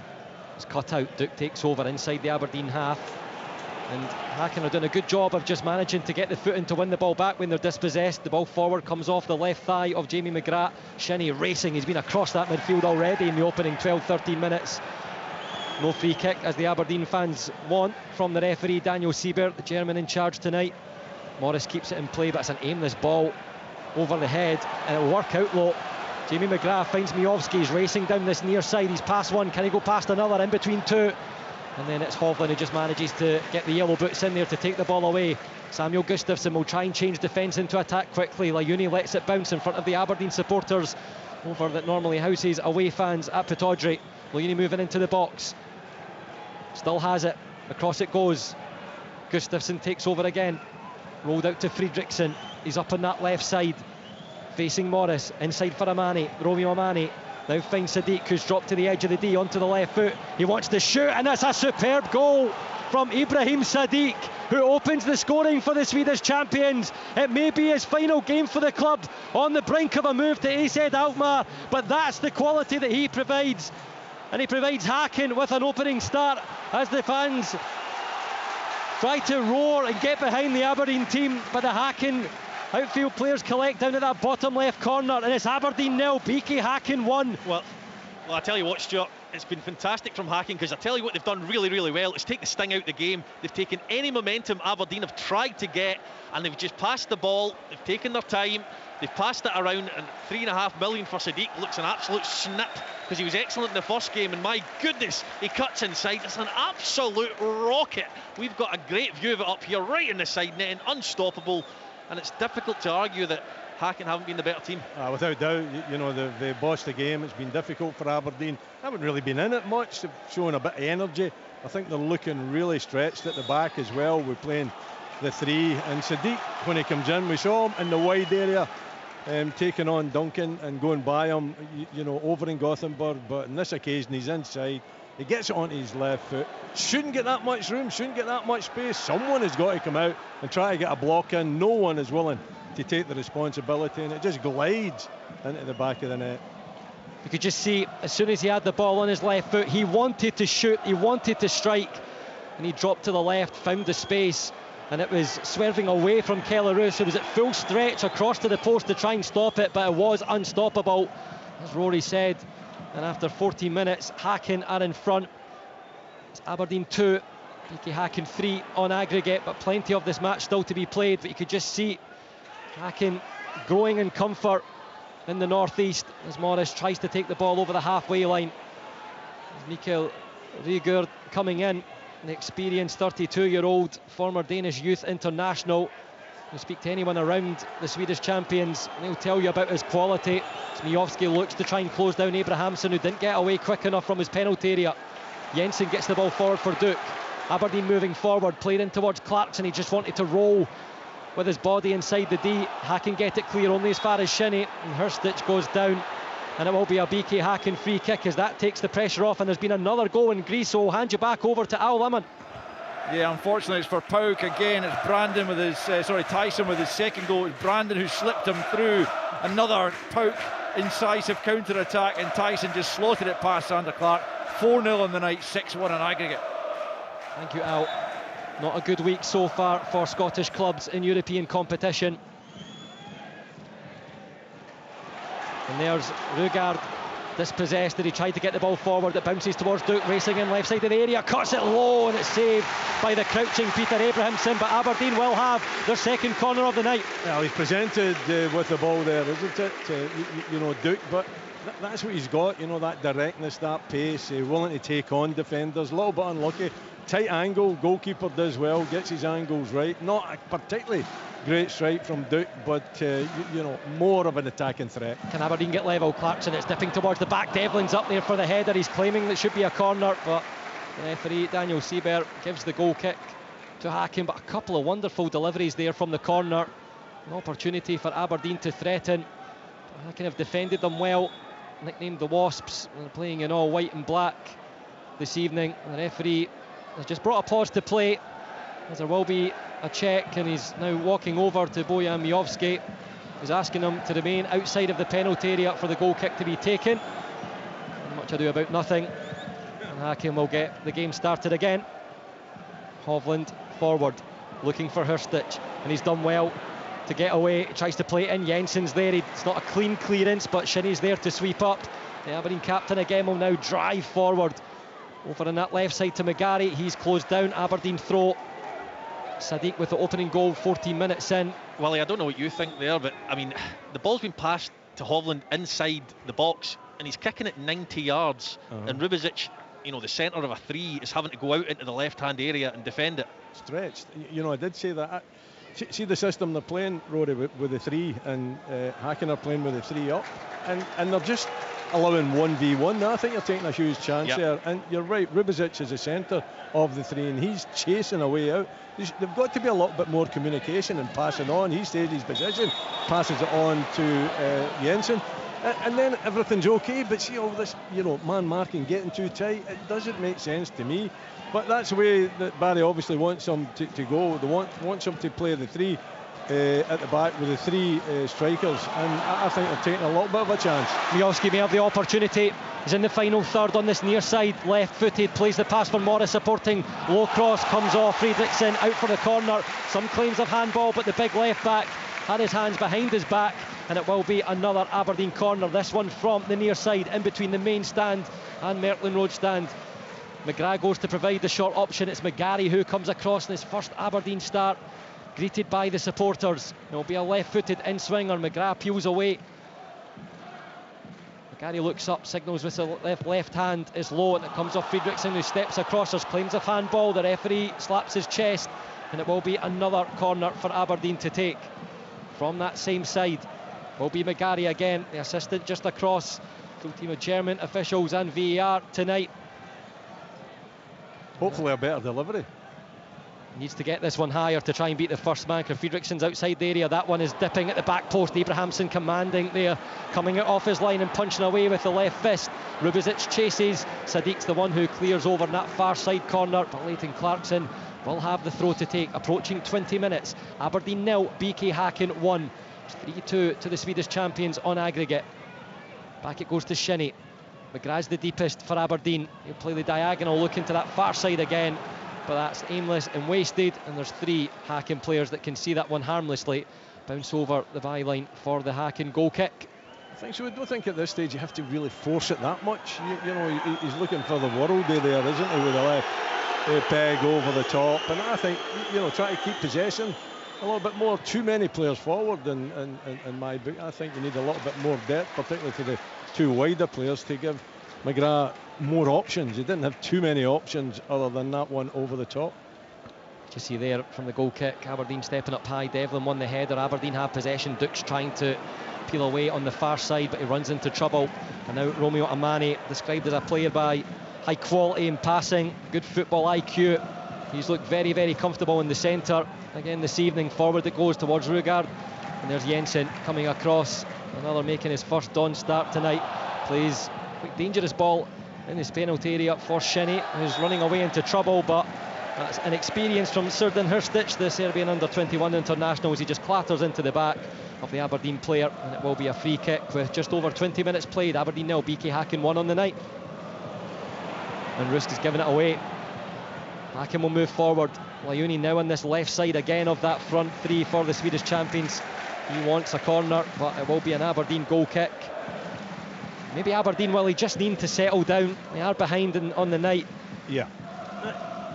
And there's plenty of time to resurrect the game, there's no doubt about that, the tie. But I'm concerned about how stretched they are at the back. The back three, you know, you're almost playing with three centre-backs, and two of them are being dragged out into wide areas, and they're simply leaving too much room, too many spaces for Hacken to get in between the three centre-backs. I think it's wide open. It's got to be a lot tighter. Clarkson intercepts. It's a quick pass from Miovski. Dukes running forward on the right foot. He thought about it, tries to cut it back. It's blocked onto the left. Can he get past Thibault? Heavy touch. Can he keep it in play? No, he can't. Just got himself all in a bit of a dizzy spell there, Duke. But still screamed from the supporters in that stand to our right. I think he's a little bit unlucky there. Maybe he overdoes it slightly with the chops, but I do think he's a little bit unlucky. Maybe he should get his shot away with his left foot when the ball drops to him, but I've got to agree with Willie. I just think Hacken are handling the ball so much better. They're taking the sting out the game. They're getting 5-6 passes in at least every time they get it. It's a little bit kick and rushing it from Aberdeen's point of view. Morris, past Fredriksson, clips up high. Could be dipping towards the back post, and it just spins and possibly even clipped the back post as it makes its way out on that far side. But Shayden Morris has started an electric feel in Pittodrie tonight. 15 appearances last season, only one start, starting in this Europa League game. He's capable, you know, he's capable of producing pace and directness. There you go. Sadiq racing away right side, cuts it back for Hurstich. Aberdeen are open here, it's left for Layuni on the left foot. Three swarm around, and it's Rubicic who manages to get it away. It's a similar move to the goal that Hacken scored last week in Sweden, but that time Layuni, who was in a similar spot, just got his touch all wrong, didn't set himself, and he slaps his thighs in frustration as he makes his way back for an Aberdeen throw just over the halfway line. Well, Rory, you'll remember that kind of move from the first leg? Yeah, I mean, what a move. I mean, it's a ball into Sadiq's path, and Jensen gets far too tight, and as Willie's already said, they're 3v3, so as soon as Jensen's taken out the game, Devlin on the other side needs to tuck in along with Rubicic, which means they're a man down. It gets to Leoy, and every chance if he takes a better touch he could score.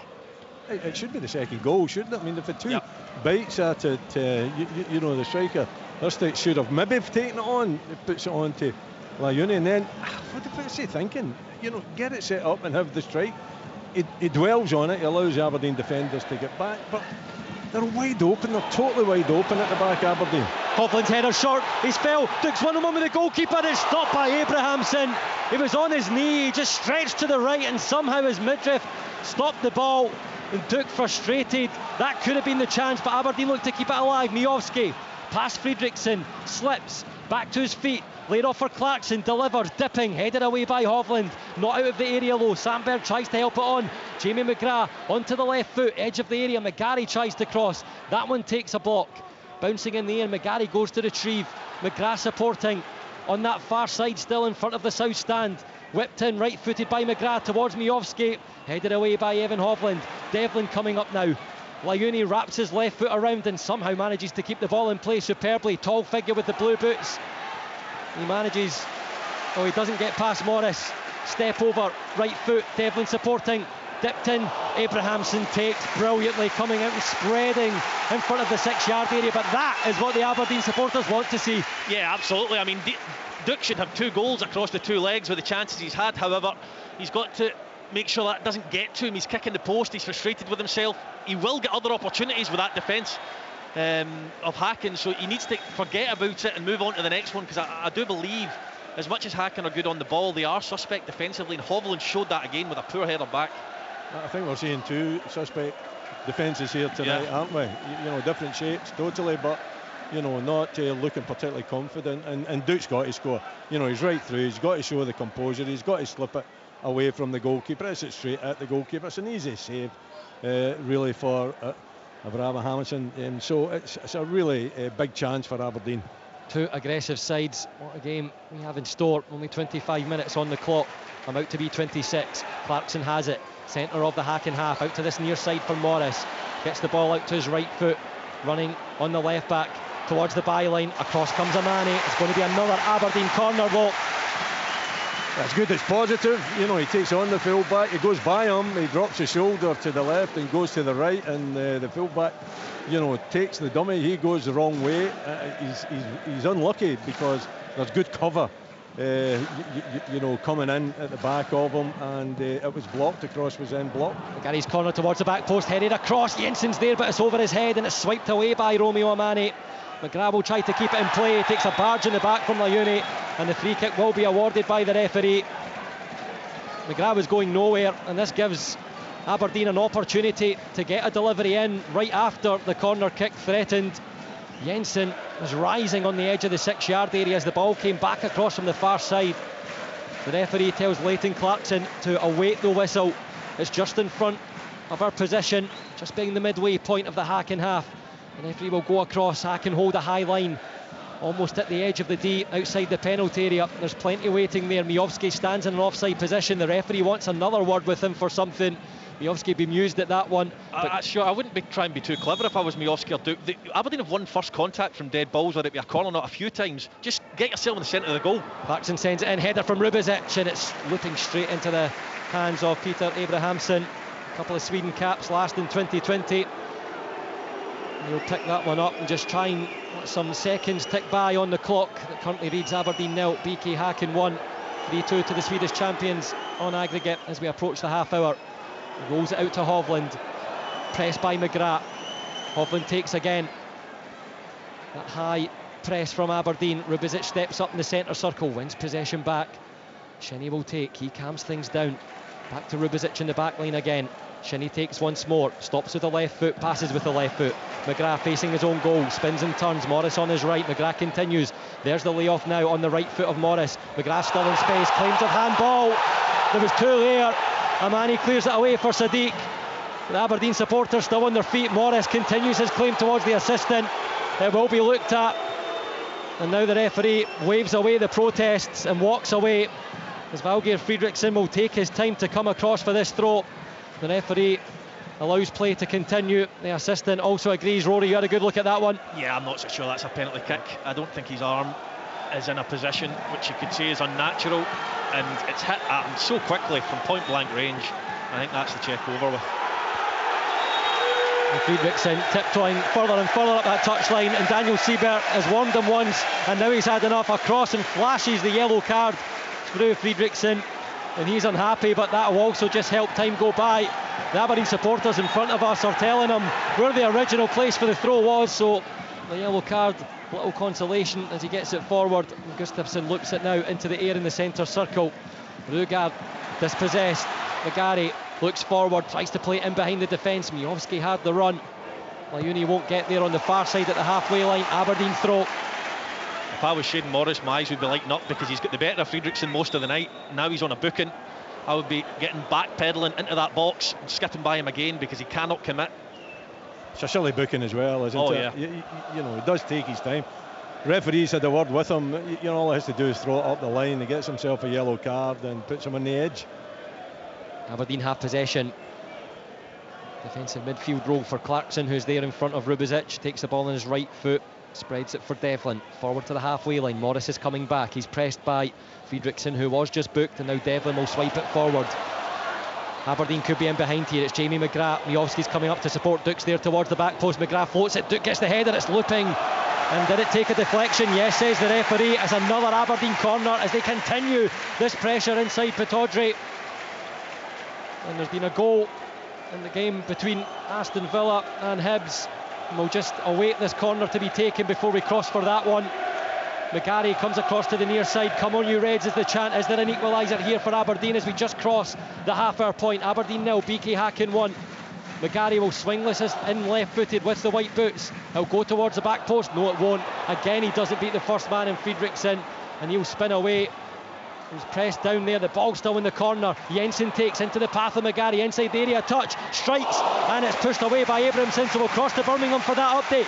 It's Aston Villa 1, Hibernian 0. The goal coming in the 12th minute against the run of plays. Hibernian started really well. Duran, it was on target. Wonderful ball played through by Torres through the heart of the Hibs defence. Duran clipped the ball over Marshall, who came out of his goal to try and clear. Villa really are on top now. 6-0 in aggregate, 1-0 on the evening. and Aberdeen have just missed a great chance. Clarkson swung the ball in, outswinging with the right foot. Jensen got the header on towards the back post. It was stabbed at and it went wide. But Willie Miller, Aberdeen, as they step up and go through the gears here, it looks like there's a chance there from one of those set pieces. Well, the delivery's much better from Clarkson, and Jensen gets himself free.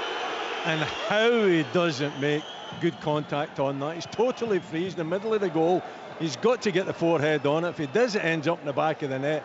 It slides off his forehead. It goes to Devlin at the back post, totally by surprise. Swipes it goes by the post. But for me, Jensen's got to score.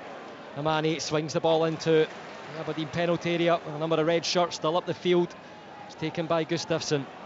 Rugaard. Gustafsson again. Amani, heavy touch. Rubizic stepped out a little too far. Amani has it. Rugaard again. Shinnie's standing, sticking with him. It comes off the Aberdeen captain. Friedrichsen with the header. It'll drop to Shinnie again, who'll just stab it out to this near side for Morris. He's got two players on him, but he's picking up the pace, heads towards the touchline, and he just miscontrols and runs out of space as it goes out for the throw. So much happening tonight on BBC Sports Sound. European action, Scottish teams involved. Aberdeen 0, BK Hacken 1, 32.5 on the clock. Yeah, it's exciting stuff, isn't it? Aberdeen are getting themselves back into this game. There's no doubt about that. It isn't through silky football. It's more about endeavour and putting Hacken under pressure, winning the ball back, keeping it simple, getting it out into the wing backs. Wing backs are definitely the danger area as far as Aberdeen are concerned. But I still feel that at the back, Aberdeen are taking an awful lot of chances playing with the 3v3. Been played so fast this game, and Shinnie's picked up a number of interceptions. He's picked up another. Duke now has the ball. He's running across the penalty area, right footed, looping towards goal, and he just swerves it away from that far post and it goes wide. But Aberdeen are picking up these positions. Duke is the chant around Pittodrie, and it just feels like wave and wave of Aberdeen attack at the moment, Rory Lloyd, but they still need to be aware of that long ball forward from Hacken when they send players forward. Yeah, I think Mikael Rygaard just got duked. He got squished flat in his face there. Good strength by Duke. He then runs forward, strikes it, doesn't catch it clean, and it flies over the bar. Maybe lacking a little bit of confidence. Duke has missed a couple of chances. Hacken again can't get out of their half. It's forward towards Miovski. McGrath picks it up. There's blocked by Tebow, and it will be another Aberdeen corner. Far side this time from the arc in between the south stand and the Mertlin Road. Clarkson goes across to take. If he could get another delivery like that previous one that found the head of Jensen. Could Aberdeen find an equaliser on the night, an equaliser on aggregate? He raises the left hand, swings it in towards the back post. Rubizic is there. Amani climbs, heads it into the sky. Rubizic now heads it down. Nobody knows where the ball is, and Friedrichsen now will try to play it forward into the pass of Sadiq, but it's McGarry on the near side with the sliding challenge. Hacken have the throw. Aberdeen 0, Hacken 1, 3-2 to the Swedish champions on aggregate. Gustafsson in the middle of the Hacken half now, receiving the ball from the throw. Sandberg forward. Layuni now on the right side as Hacken keeps switching those wide attacking players. He takes it past McGrath. Jensen gets a touch in it, and somehow it bounces into the hands of Kellerus safely. But each time Hacken go forward, it looks like there's another opportunity there in them. They're a threat, aren't they?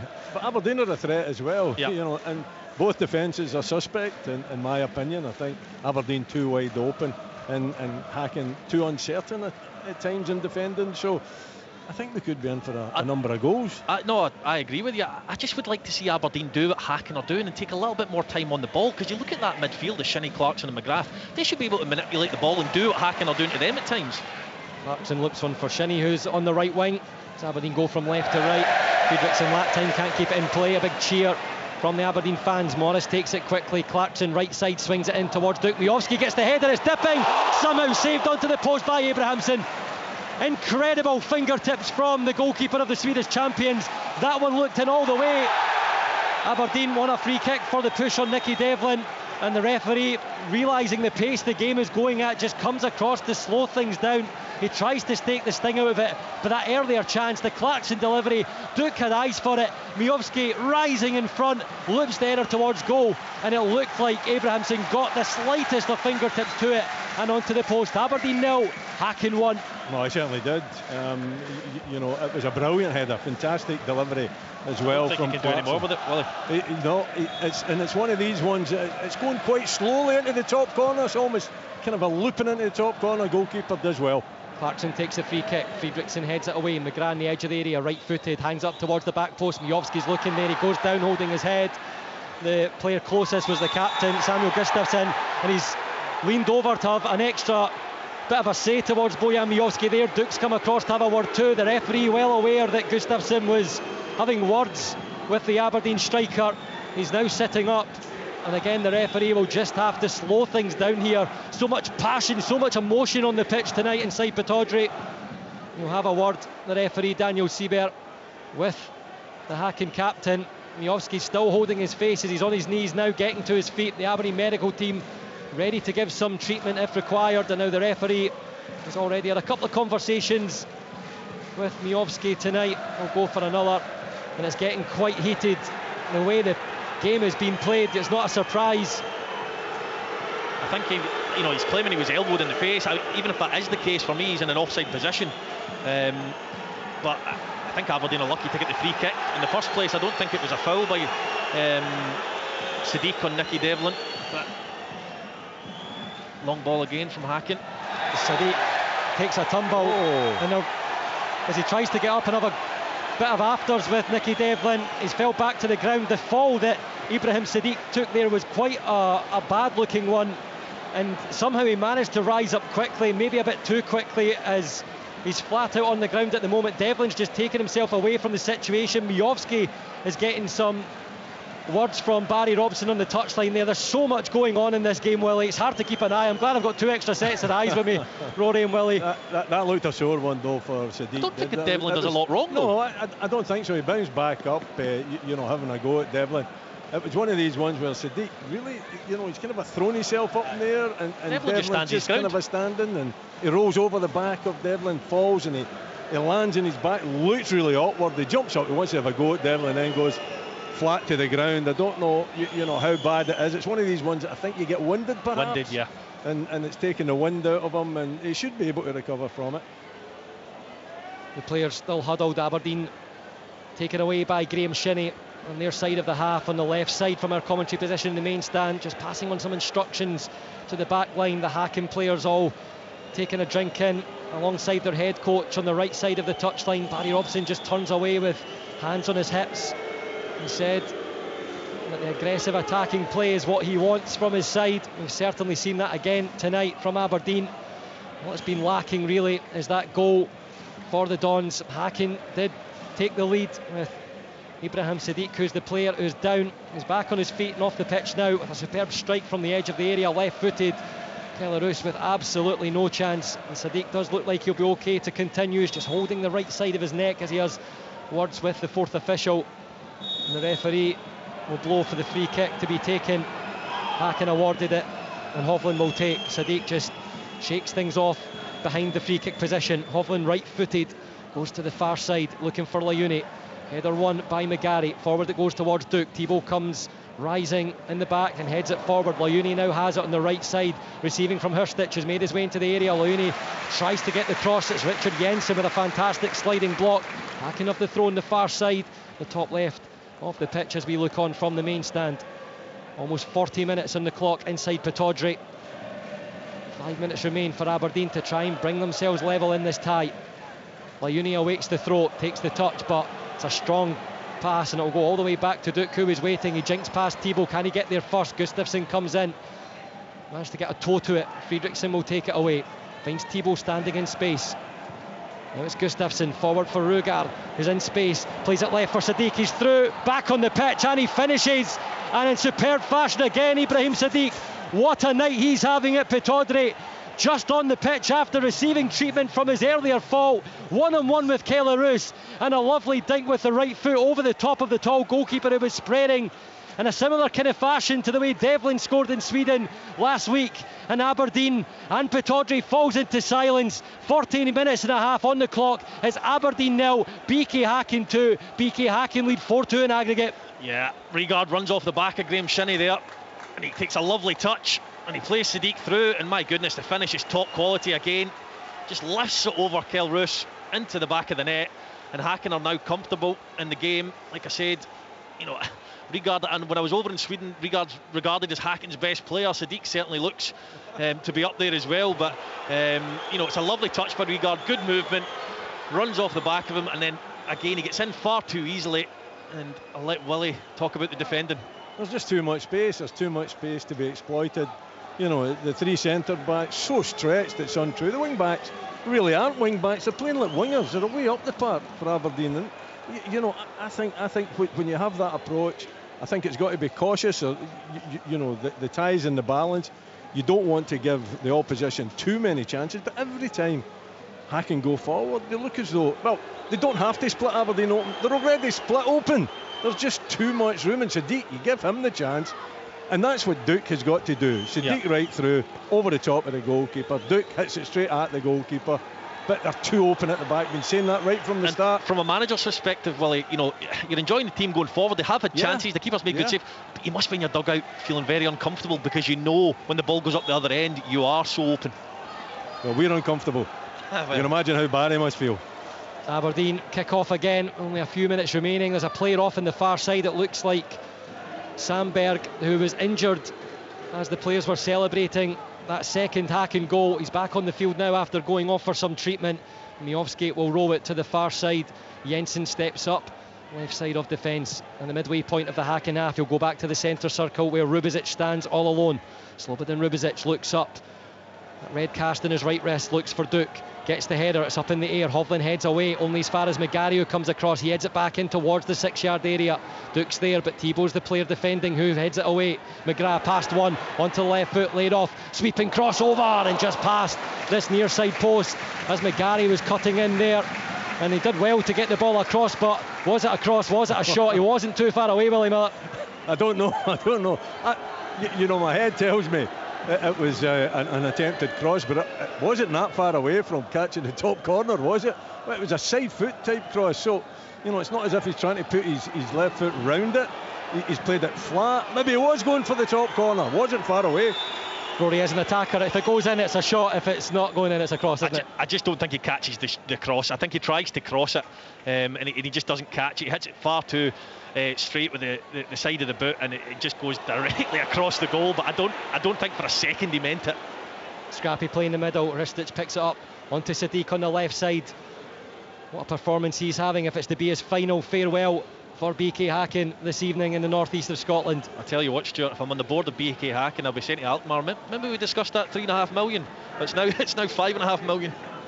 It'll be interesting. He wanted to create history for Hacken and get them into the group stages. Here he is in the ball again. It's a long ball forward from the defence. He's got it on the right foot. Morris chasing. Sadiq goes for the shot. Superb last-ditch challenge from Morris on the edge of the area, but Rubizic has run into trouble and he's pulled back. Mikael Rygaard, and Hacken will have the free kick. You see, that's a card. Why is that not a card? Lucky. He's very lucky. For Rubizic, he's well beaten there. Pulls the player back. The referee, definitely a yellow card, but he doesn't give it. But magnificent control from Sadiq. Unbelievable touch. Out there. Unbelievable. And I'll tell touch. you what, Morris did well to get the challenge in, because that was ending up in the back of the net. You could see it all the way again. Aberdeen do not want to concede here. 30 seconds before the 45 minutes will hit the clock. The referee lets the ball be positioned by the Hacken players. They will now go over to the Aberdeen wall. A bit of input there. It looks like Samuel Gustafsson is the preferred option here, as it's just to the left of centre in the Aberdeen half. Perfect for a right footer with the players running in. The big tall Serdan Hirstic, centre forward, is there, but the effort on goal comes from Mikael Rygaard, and it'll go sailing over the crossbar as 5 minutes is signalled on the fourth official's board. Is there time for Aberdeen to get a goal back in this one and make that half-time team talk for Barry Robson a little bit fresher moving into the second half?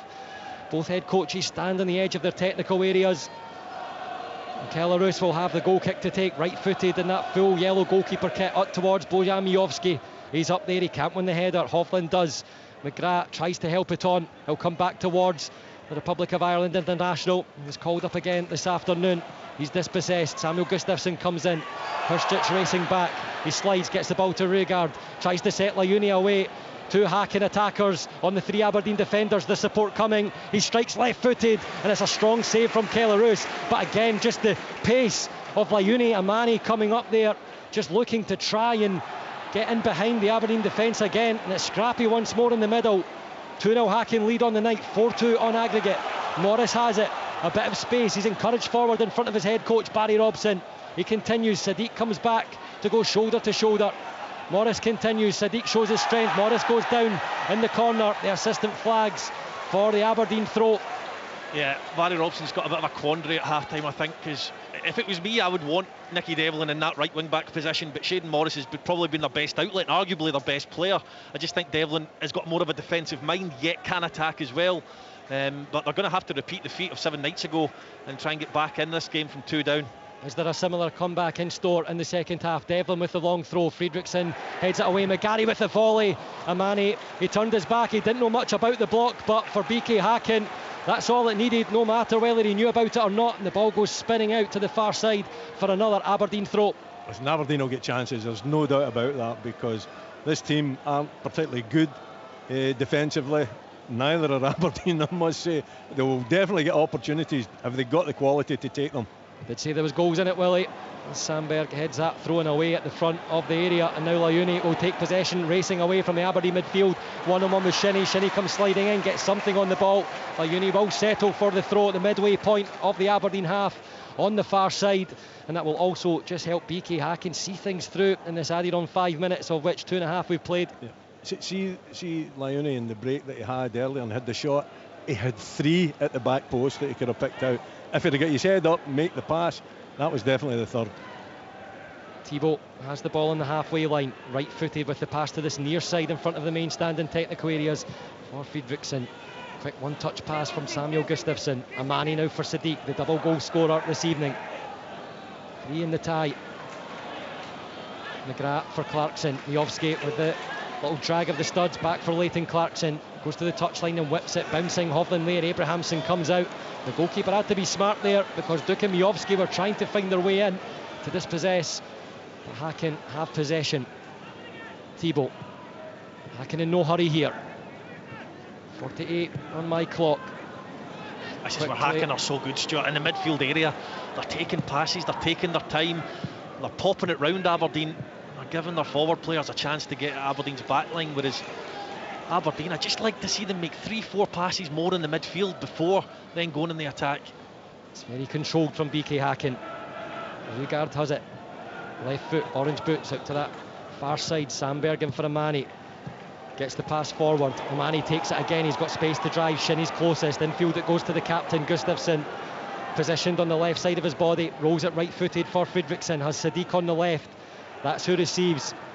Hacken in no hurry to get it into the area. Hovland will take in the back line and he'll turn back towards his own goal. Aberdeen just look to press a little. It's a crossfield pass on there for Sandberg. Steps up, runs in field. A little bit too much, goes down, holds the ankle. And it will be a free kick for BK Hacken. Sandberg, who was down earlier when the second goal was scored, was getting a bit of encouragement from his teammates. It was McGarry who made the foul. And it just feels like, with all the pace of this first half, the end of these 45 minutes are just starting to peter out and away in control of the Swedish champions, Willie. See, I can't for the life of me understand why McGarry's in the park and Jensen is out the park on the touchline playing like a fullback. I can't, it just doesn't. He's still out there, Willie. He still is. I can't understand it. Mikael Rugard stands over the ball. Gustafsson there too. The whistles from the Aberdeen supporters feel the away side are taking a bit too much time. Gustafsson delivers, it's headed away at the front, only as far as Friedrichsen, midway point of the Aberdeen half. Amani takes over, driving through the middle away from Miovski. Amani strikes, and that looked like it was going in if it weren't for the fingertips of Keller-Roos. He pushes that one over the crossbar. Hacken have another corner, but a wonderful save from Keller-Roos. Amani is a quality football player, let me tell you. He's very, very, very good. But the three of them in midfield have been very good all night. Rygard, Gustafsson and Amani. They take the ball under pressure, and it's frustrating to watch, and I'm going to repeat myself, because the midfield three of Aberdeen are more than capable of doing the same, but they just can't seem to be able to get their foot on the ball. They have had chances, but it's come more from mistakes from the opposition rather than good quality football. Small band of supporters following the Swedish champions. You could hear in the background in this main stand, whipped in from the near side. It bounces through everyone, and it'll go rolling away with the 5 additional minutes finished on the clock, and the referee, Daniel Sieber, will bring an end to the first half here in Pittodrie. A few boos from the Aberdeen supporters, but the players, with all their endeavour and energy in this first half, it's been played at a frantic pace, go in 2 goals behind, 4-2 down on the tie tonight. And it's Sadiq, the man who looks to be saying farewell to his side, who's come up with a couple of brilliant moments of magic.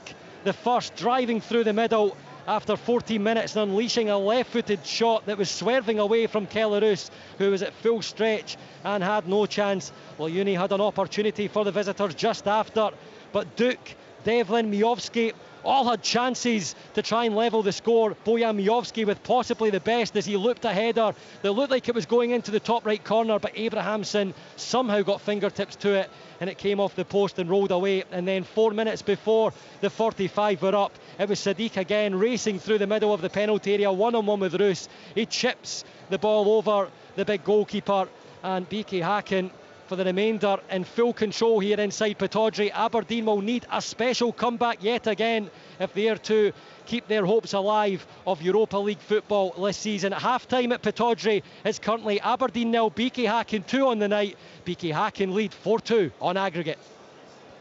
Aberdeen in the Europa League playoff round. Live on Sports Sound from BBC Radio Scotland. There's no substitute.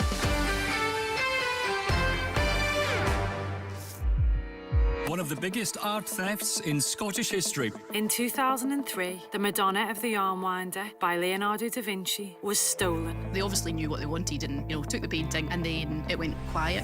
An investigation to reveal the truth. It's crazy, this doesn't even happen in movies. He got greedy. He was trying to do deals for himself. Including previously unheard recordings. I will do what you instruct to the letter. The Missing Madonna. Listen on BBC Sounds. Sports Sound on BBC Radio Scotland with me, Richard Gordon. It has not been a good week thus far for Scottish clubs in European competition. A heavy defeat for Rangers, heavy defeat for Hearts. We'll get to that in a moment or two. Aberdeen trailing at the interval, and Hibernian also trailing still in the first half. But there's been another goal there, Brian McLaughlin. Yeah, 36 minutes gone, and it's now Aston Villa 2, Hibernian 0. Wonderful goal it was, though. Leon Bailey down the right-hand side, cut in onto his left foot and fired low beyond Marshall in the Hibernian goal. Earlier in the 11 minutes it was Villa who took the lead. A wonderful pass from Torres in between Bushiri and Hanlon. Both tried to get the better of Duran, the striker. However, he out-muscled him and then clipped the ball over David Marshall. Remarkably though, Richard, Hibernian have actually been quite good tonight. Jordan Obita down the left-hand side, he had a shot from distance that tested Olsen, but it's 2-0, 7-0 on aggregate, and still 10 minutes before the break. Hibernian 2, Aston Villa 0. Sorry, yeah. Aston Villa 2, Hibernian 0. We're getting carried away, Brian. Yeah. Looks 7-1 on aggregate there. It means that from the football played so far this midweek, the Scottish sides trail by an aggregate score of 13-1.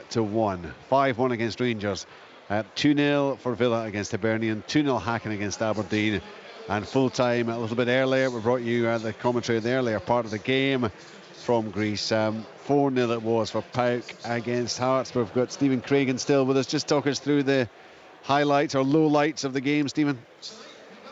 Well, we knew coming into this game, Richard, it was going to be an uphill battle. The fact that they were trailing by a single goal, Hearts, and you kind of felt in a night like tonight they probably needed to get the first goal.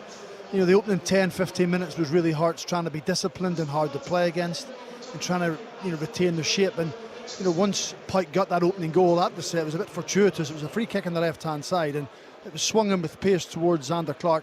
We've only managed to see it a couple of times on the monitor, and it looked like there was an offside. Someone right in front of Xander Clark, I think it was Kostantilius, the little number 7 who played in the number 10 role, was in the eye line of Xander Clark. Anyway, VAR must have had a look at it and ruled it in. And from that moment on, it was always going to be tough. They got a second one quick after as well, so it was kind of 2 sucker punches in the first half. It kind of took the sting out of Hearts, and of course the atmosphere around this place and the energy onto the pitch showed. Hearts actually finished the first half quite well. They changed the shape at half-time. They went to a back 3 because at times in the first half they were getting pierced quite easily. But sometimes when you come up against a better team, when you come up against better quality, it doesn't matter whether you have 3 at the back, 4 at the back, or 5 at the back. The good players will always find a way through. And they got a couple of goals in the second half. Kostantilius, who was probably the star man for PAOK Salonika tonight, just he supposedly was to be playing that number 10 role, but he was on the left, he was on the right, he was centre forward, he was dropping into midfield. He was just really difficult to stop, and to see a talent like that at 20 years of age. He got the third goal, and then Tyson, who got the first goal, he made it 4-0 on the night, made it 6-1 in aggregate. So, you know, Stephen Naismith and Frankie McAvoy made a few changes, tried to freshen things up, but sometimes in football you have to hold your hands up and say we were beaten by the better team. The better players were in black and white tonight. If they're going to be critical, the Hearts management staff, I think they'll look at the concession of the goals, the manner of the goals, where they have to be more competitive in certain areas, stop crosses coming in, challenge better in the air, and try and be a little bit more compact and narrow as a back three in the second half, because they just forced their way through. Vargas, he had a couple of moments for Hearts. Shankland and Boyce, we mentioned at the top of the programme, didn't really have any impact, didn't get enough ball. So a tough night for Hearts. They've got to suck it up, they've got to get in the flight tonight, get themselves home, and they've got to try and kickstart their league campaign at home against Motherwell on Sunday. Which will be no easy feat, given the way Motherwell have been starting throughout the course of the season.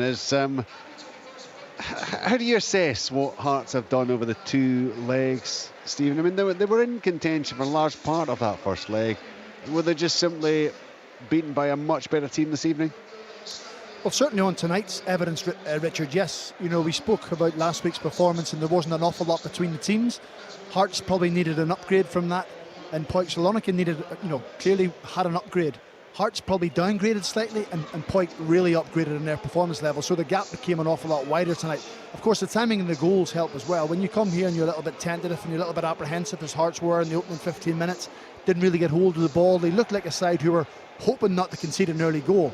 And once it went in, you could see the body language change a little bit, which is natural. You know, it happens in football players, because away from home, to come to a venue like this and score more than one goal, to have to stay in the tie. You know, the fact that PAOK scored, they would need to score then two. Once it went 2-0, they needed to score 3, and the task became improbable after that. So, there's no doubt that the quality players came in the PAOK side. You could see they were comfortable in the ball. The front four, I have to say, were really, really good tonight. Last week they showed glimpses, but the front four of Brandon and Tyson and Shivkovic and Kostantelius, they took the game to a different level tonight, and the Hearts back line couldn't really cope. I'm still concerned about the Hearts midfield. I still think they need a midfield player. I know Beningami's injured and Peter Haring's injured. I still don't think that would fill the gap that they need. They need someone like I know it's hard to talk about it, but a Callum McGregor or a Ryan Jack, someone who can slow the game down and absorb a little bit of pressure, take the ball, particularly in nights like this when the atmosphere is there and the intensity is there and the pressure's on them. You need someone to suck the ball in and try and start to play and build it up and slow it down and speed it up. They didn't have that. Too often they won the ball and turned it over, which meant they spent long spells chasing and harrying. Then when they got the ball, they were that tired they couldn't really make passes, which then PAOK smothered and went and broke them down. So unfortunately, yes, there was a golfing class tonight. Last week it wasn't as much, but certainly tonight they look at a different level. Stephen, thank you very much indeed. So a 6-1 aggregate defeat for Hearts. Remember, Hibernian are currently 7-0 down in aggregate. Rangers have already been beaten 7-3 on aggregate. It is 4-2 on aggregate for Hacken, having just shown a real ruthless, clinical side to their play in this first half. Sadiq with 2 goals. I think they've had 5, maybe 6 efforts on goal, 4 of them target. 2 have pulled off big saves from Kelarus, and 2 have landed up in the back of the net. And that's really absolutely the difference between these two, because those apart, I've got something like 7 or 8 very good either opportunities or efforts by Aberdeen, but they simply haven't been able to find the net.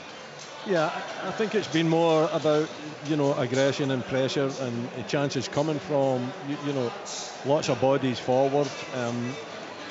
And they haven't shown that clinical finishing that Hacken have certainly shown. Duke's chance, he's got to score with that, Richard. If he scores with that, it's a different game, isn't it? My problem is that Aberdeen are wide open at the back. I'm struggling to understand the logic in playing with 3 centre-backs and allowing 2 of them almost to be full-backs and 1 centre-back and huge spaces in between. They look as though they could be ripped open, at any given moment. And with a player like Sadiq, if you give him that sort of a space and that sort of a room to kind of identify as being able to hurt you, then he's going to do that, and he's done it with the 2 finishes. Listen, Aberdeen, I felt the same actually, in the first leg. When I was speaking about it at half time. and Aberdeen managed to turn it around. I think the changes that were made them a little bit more solid defensively. I don't know if we'll do that, the second half here at Pittodrie. I think Morris has been pretty good going forward. I think he's been a real threat, probably more of a threat down the right-hand side than the left-hand side. I just worry about Aberdeen being so open. I definitely think Aberdeen will get chances, and if they get the next goal, then it is definitely game on. But I do feel that Hacken can take advantage of the spaces that Aberdeen are leaving, and I'm just not comfortable, and I can't understand, when you play three at the back, normally they're a tight unit. Tonight, it's a really stretched unit, and I said that right from the beginning. So that's my worry. I think Aberdeen are capable of getting back into it, but they need to take the next chance. They need to get the next goal. If they can do that, then I think they do have a chance of getting back into this game. They were 2-0 down with 15 minutes to go a week ago. They somehow got back into it. They actually played very, very good football in the closing stages and earned a 2-2 draw. They have had chance after chance. Lopez clearly should have scored the 1-1. He had another one actually coming in the angle when it was a fairly weak shot that the keeper saved. McGarry, actually I've seen replays now. The one towards the end of the half, Rory, he kind of slices across it with the inside of his left foot. It kind of feels like he does actually go for goal rather than the cross, which I think we all anticipated initially, but that was close. There was a couple of saves. A very good save actually from Majowski's looping header, which the keeper, again, I don't know if we could make out quite what happened, but it looked to me as if he's got a touch onto the post. So you can't fault Aberdeen in that respect, but somehow this doesn't feel like a game. It feels like a game's just run away from them in that sense. Well, you're right, they have had chances, and what you could clearly see, and Barry Robson's got a big half-time team talk because he needs to fix things tactically, in my opinion, because what you had was when Abrahamson had goal kicks, they had Clarkson, Shinnie and McGrath squeezing right in on Rygaard, Gustafsson and Amani, so basically trying to lock them in. And I think Barry Robson thought that Hacken would try and play through that regardless, and they didn't. They just went, you know what, if you're going to do that and leave 3-on-3 at the back, we're just going to hoof the ball up the pitch, and we fancy our attackers more than against your defenders. And that's what's happened, and that's what's led to the odd time Aberdeen have managed to nick the ball or gain possession or win the ball back, it has led to chances. But that's the big problem they've got, is if they are going to commit that many men forward to the press, you've either got to take a risk and get your back three further up the pitch so the midfield don't have so far to run back the way. And what's ended up happening is Shinnie, Clarkson and McGrath have thought, I don't want to go that far up the pitch because we're struggling defensively, so naturally they've started to go back, and that's when the spaces started to appear for Gustafsson, for Rygaard, for Amani, and they've simply looked better on the ball than Aberdeen Hacken have. Yeah. They've managed to take the sting out of the game. It looked to me as if they wanted to get the atmosphere away straight away, so they've taken their time on the ball, they've played passes, they've moved, and they've got Aberdeen running around, and they've played it very, very well, Hacken. And I was critical of Abrahamson over in Sweden because he doesn't look great at the ball at his feet, but he's made a few right good saves tonight. I don't think they're a million miles away, Aberdeen. However, Barry Robson has a few things to tweak tactically, because Willie's absolutely right, they're far too open at the back, and I do think Morris has been excellent. I just don't think he's defensively minded enough to stop these types of attacks happening at times from Hacken. Well, the first few Aberdeen players just making their way out to applause from the fans. Got to say, the atmosphere was absolutely brilliant earlier on. The Red Shed making plenty noise. Even after the opening goal, they kept that going, but there's no doubt that Hacken have kind of taken the sting out of things, and that second goal from Sadiq, both scored by Sadiq on what it appears is his final fling for BK Hacken. It looks like he will be leaving on a high, unless Aberdeen can find something in this second 45 minutes. They did it a week ago. Can they do it again here on home turf? Remember, Hearts already out 6-1. Rangers, well, they lost obviously on Tuesday night, total of 7-3 in aggregate to drop down to the Europa League. Hibernian, well, it was done and dusted last week really. It's 2-0 on the night, it's 7-0 on aggregate, and sadly a lot of the Aberdeen fans coming along here full of hope and optimism tonight. Right now it is the Dons who will be exiting the Europa League and having to slip down into the conference, unless there is a big turnaround in the second half. Live commentary with Rory Loy, Willie Miller and Stuart Mitchell. Thanks again, Richard. Yeah, last Thursday Aberdeen were 2-0 down with 20 minutes to play. 2 goals in a 4-minute spell from Majowski and Devlin. brought the tie level, but Hacken and Ibrahim Sadiq have hit the visitors from Gothenburg in front again in this tie. 4-2 it stands on aggregate, and the Dons have 45 minutes to repeat that feat and give themselves a chance of the Europa League group stages. As it stands, it will be Conference League, but Hacken lost 4 goals in a 31-minute spell of play on Sunday in their league fixture against Gothenburg. 3 of those goals were in the first half. 45 minutes ahead for the Aberdeen players to answer Barry Robson's call to be history makers and try and send the side into the Europa League group stages. Hacken get the ball rolling for the second half, and it's back to Thibaut, who will come all the way up to this near side for Sadiq, who's the sharpshooter that struck with the 2 goals this evening. 3 goals in 4 Champions League qualifying matches, now 5 goals in 4 Europa League qualifying matches. 20 for the season from the Ghana Youth International, and what a player he looks to be for his move to the Netherlands, if that's the way it falls after this one. And the ball falls across on the far side for Valgeir Fridriksson, who can't keep it in play. The left back was booked in the first half. Shaden Morris doing some running at him throughout that 45 minutes, and it would be a bad idea to see more of that with the yellow card that he picked up in this second period. Loose touch from Morris there, though, will give Rugard the opportunity. Amani, who's looked class in the first half too, stabs it back aimlessly towards Thibaut. He'll roll it back to Abrahamson in the full green goalkeeper kit, who made a couple of strong stops to keep Aberdeen out in the first half. Shinnie goes down under the aerial challenge. Aberdeen have the free kick. Just over a minute played in the second half. Jamie McGrath has been told to pause for a second, and he'll play it to the left for Richard Jensen, making his first Aberdeen start tonight. Similarly, James McGarry, who's lost possession, trying to do a little too much there. Rugard will get it across for Amani. He turns on the right shoulder, and there's a lot of space there. Fridriksson coming up over the halfway line now with the ball. He has Layuni ahead. The tall figure, the left winger, who switched to the right, plays it infield now for Amani once more. The number 27 turns back. Aberdeen all in red, shooting from left to right from our position in the main stand into that shed behind Kelarus's goal. Sandberg steps up low, right-footed cross, and Rubizic had time but appeared he didn't receive a shout, and he turns it behind for the corner kick for Hacken, and a groan from the Aberdeen supporters, Willie Miller. Yeah, and you can understand why the groan is coming. I felt like it myself, but I held it back as Rubizic could have easily have taken a touch if he knows what's round about him. It's a poor cross into the box. There's no real pace on it. You could actually just take that touch. See, if you take the touch and you're nice and calm about it, it lifts everybody around about you. Instead, he swipes at it and he puts it out for a corner, puts his team under pressure. Rugard to take, it goes short. Samuel Gustafsson, both of those players had good deliveries tonight. Rugard takes over towards the front post, that's headed down by Shinnie.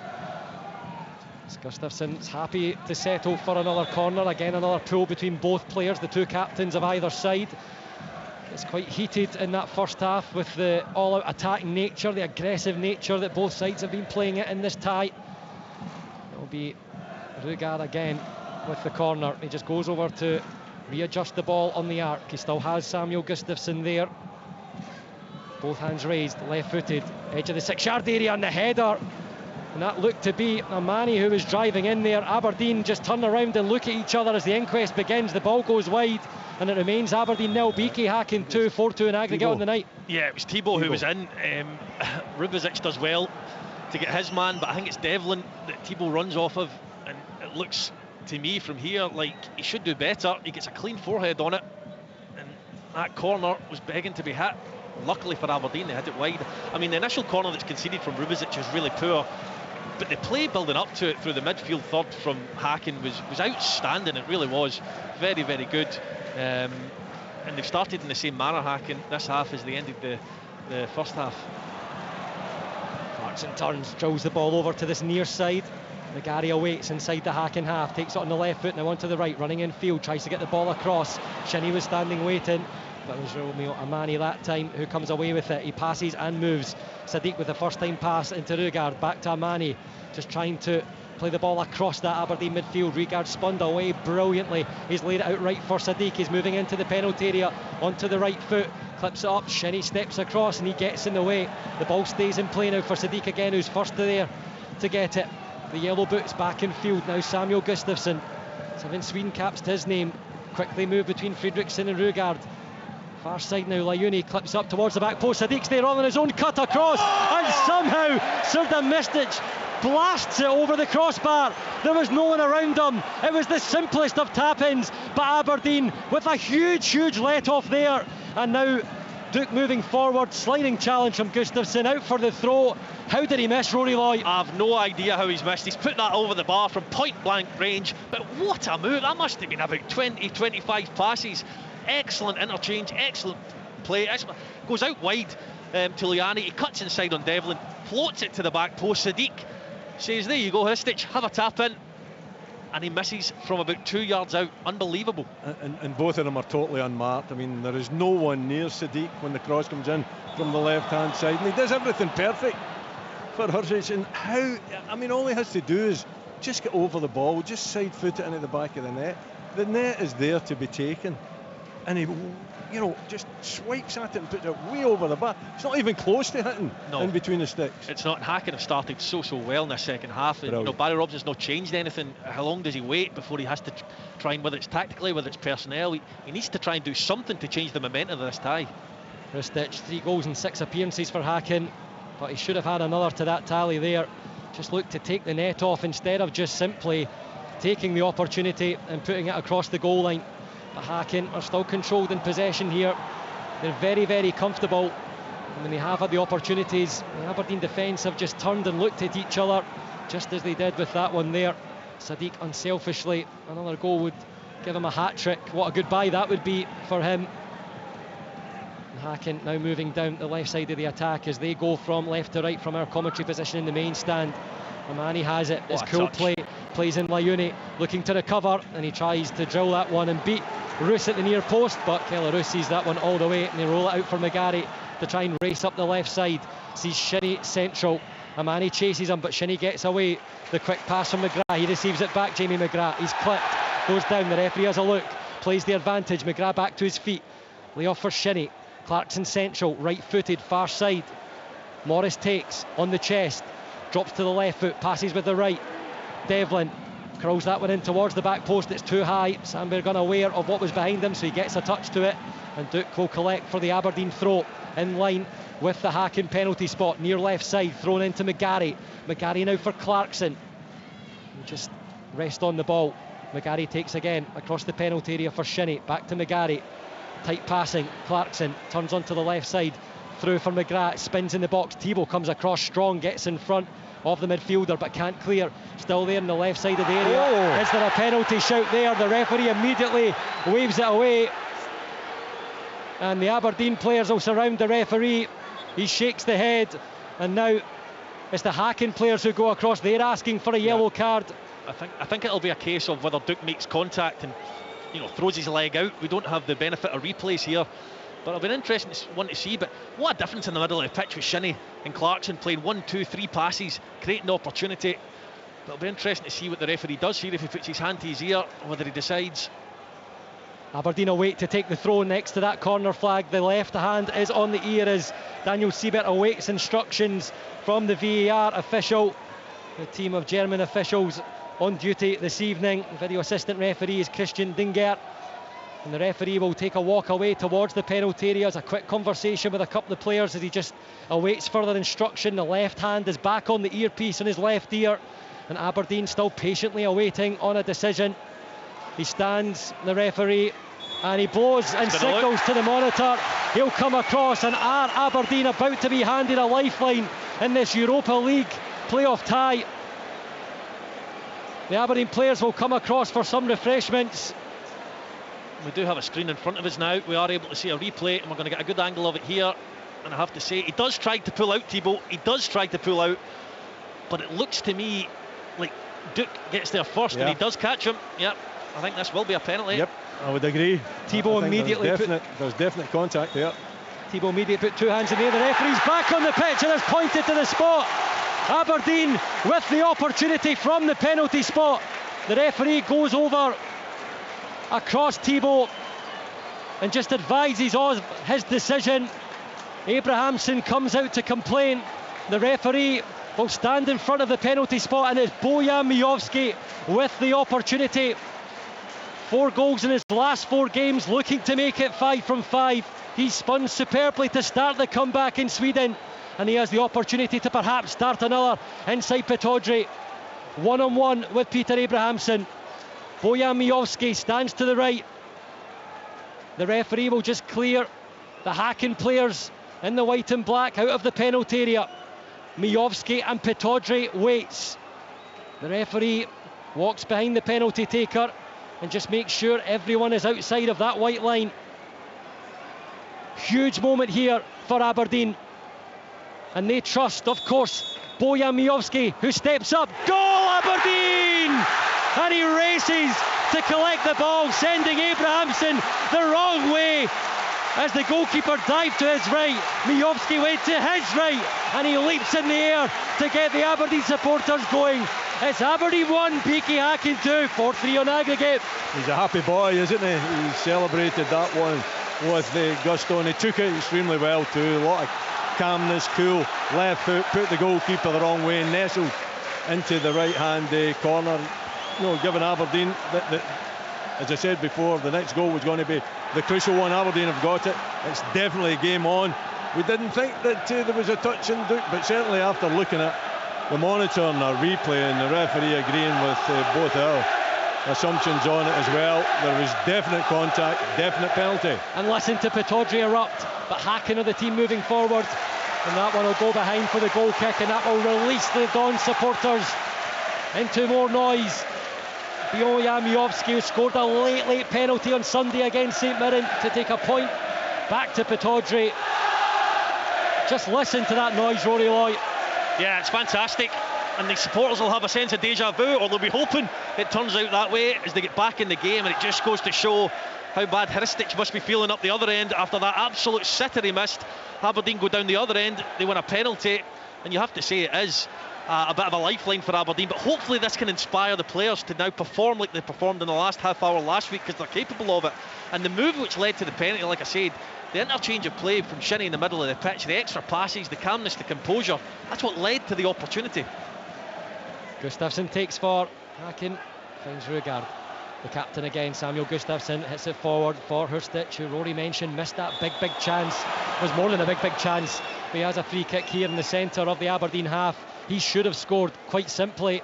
He should have put PAOK Hacken 3-0 up on the night, but instead it's now Aberdeen 1, PAOK Hacken 2. The Swedish champions lead 4-3 in aggregate. Free kick taken quickly. Rugard tries to step in. It's Leighton Clarkson who'll come away with the ball. The two attackers ahead, tries to roll it through for Miovski. McGrath's there coming up behind. Miovski peels away to that right side. He takes the ball round into the penalty area onto the left foot, drills it low, and it just trickles all the way across the 6-yard area and wide. But again, just listen to that encouragement, Willie Miller. Well, they've got their tails up, you know, that's giving them extra energy, extra drive and determination. And, you know, Miovski is a very intelligent player. He finds the space in the right-hand side, gets onto his left foot. I think he's looking at the back post. 2 players getting there. Duke was one of them. Not too sure who the other one was. He's just a little bit too far ahead of both of them. Shayden Morris had a collision with Fredriksson, who's already been booked over there. There's an aerial challenge, and the referee will signal for the medical teams to come rushing onto the pitch. There's both players down holding their heads, and it looks as if the head coach of Hacken, Per Mathias Hugmo, is about to make a change. He's been signalling the old substitution hand signals around the coaching staff. And James McGarry just receives from instructions from Barry Robson too on the left there. It does look like there'll be a bit of lengthy treatment for both players over there with the head knock and all the protocols in play nowadays, but it just settles Pittodrie. Again, the supporters on our right behind the goal again have kept that noise going since Miovski's penalty.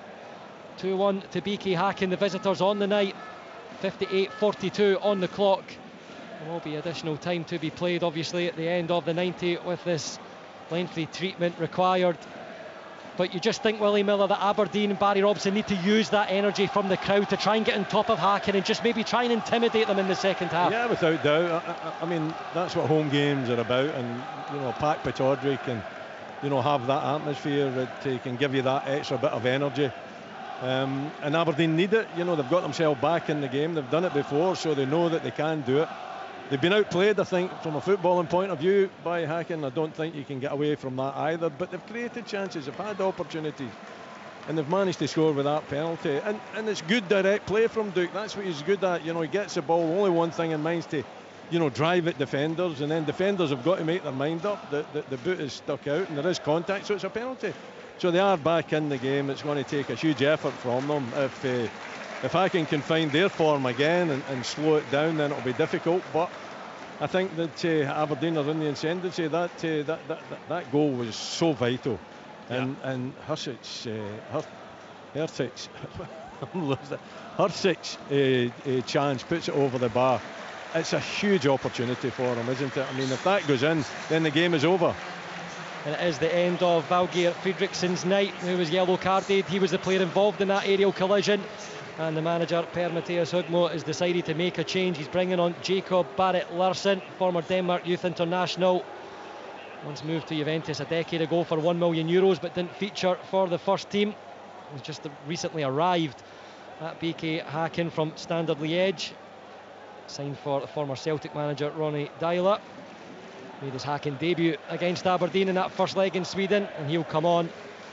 Again, another player added to the ranks from the players that the Swedish champions have lost, but Barrett Larsen a bit more of a left back to come on. Fredriksson goes off in that far side. Shaden Morris has been taken off and he's still standing with two members of the Aberdeen medical team. And Hacken will move the ball and keep it in possession in defence. And the game is underway again. Just over an hour on the clock. Aberdeen 1, BK Hacken 2, 4-3 Hacken lead on aggregate. Great closing down from Morris, who's just back on the pitch. He's running straight for the byline. Can he go past his substitute? Whips the cross in. Abrahamsen collects at that front post. Morris shaking off that earlier knock to try and keep more of the same going, as he's kept up in that first half into the second. Abrahamsen will put the ball at his feet. It goes long up to Hurstich.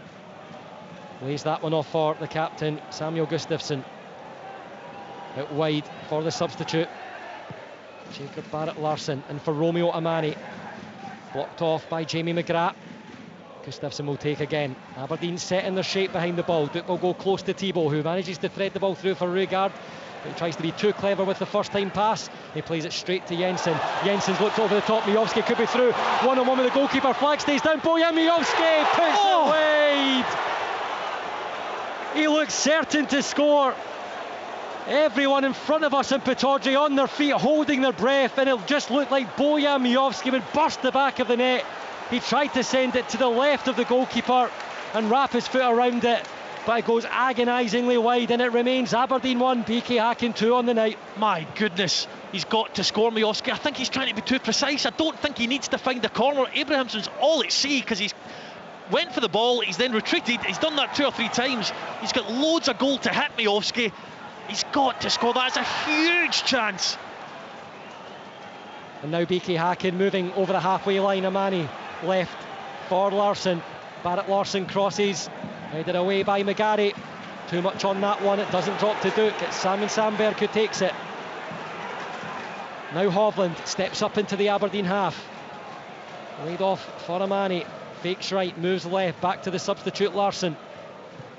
He'll play it all the way back to the centre-back Thibault. Thought about moving it to this near side. Space opens up in the centre circle. Drags away. Cushions the pass for Gustafsson.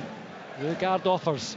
Gustafsson with a diagonal to this near side, looking for Sadiq. He hasn't been quite involved in the second half so far as he was in the first. McGarry under pressure. Player at his back, he looks it over his head. Clarkson goes down under the challenge. Look back in. Bit of indecision between Jensen and Rubezic, but Rubezic eventually manages to clear up field towards Miovski. They can't win it in the air. Now Hacken, they try to move right back forward again towards Aberdeen, shooting from left to right. Rugaard makes the run. Mikael Rugaard takes. Rubezic comes close. Morris goes down. Aberdeen free kick just inside the Aberdeen half. Jamie McGrath wants to move quickly. Almost 20 played in the second half, and Aberdeen do move in a hurry. It's Leighton Clarkson. Rolls it right-footed to the far side, just over the halfway line. Clarkson again, playing quarterback. Looks to go back to the halfway line. There's space over in this near side. Jensen screaming for the ball. Rubezic can't see, so he'll send it long and forward, well over the head of Miovski. Second ball might drop to Graham Shinney. Stabs at it.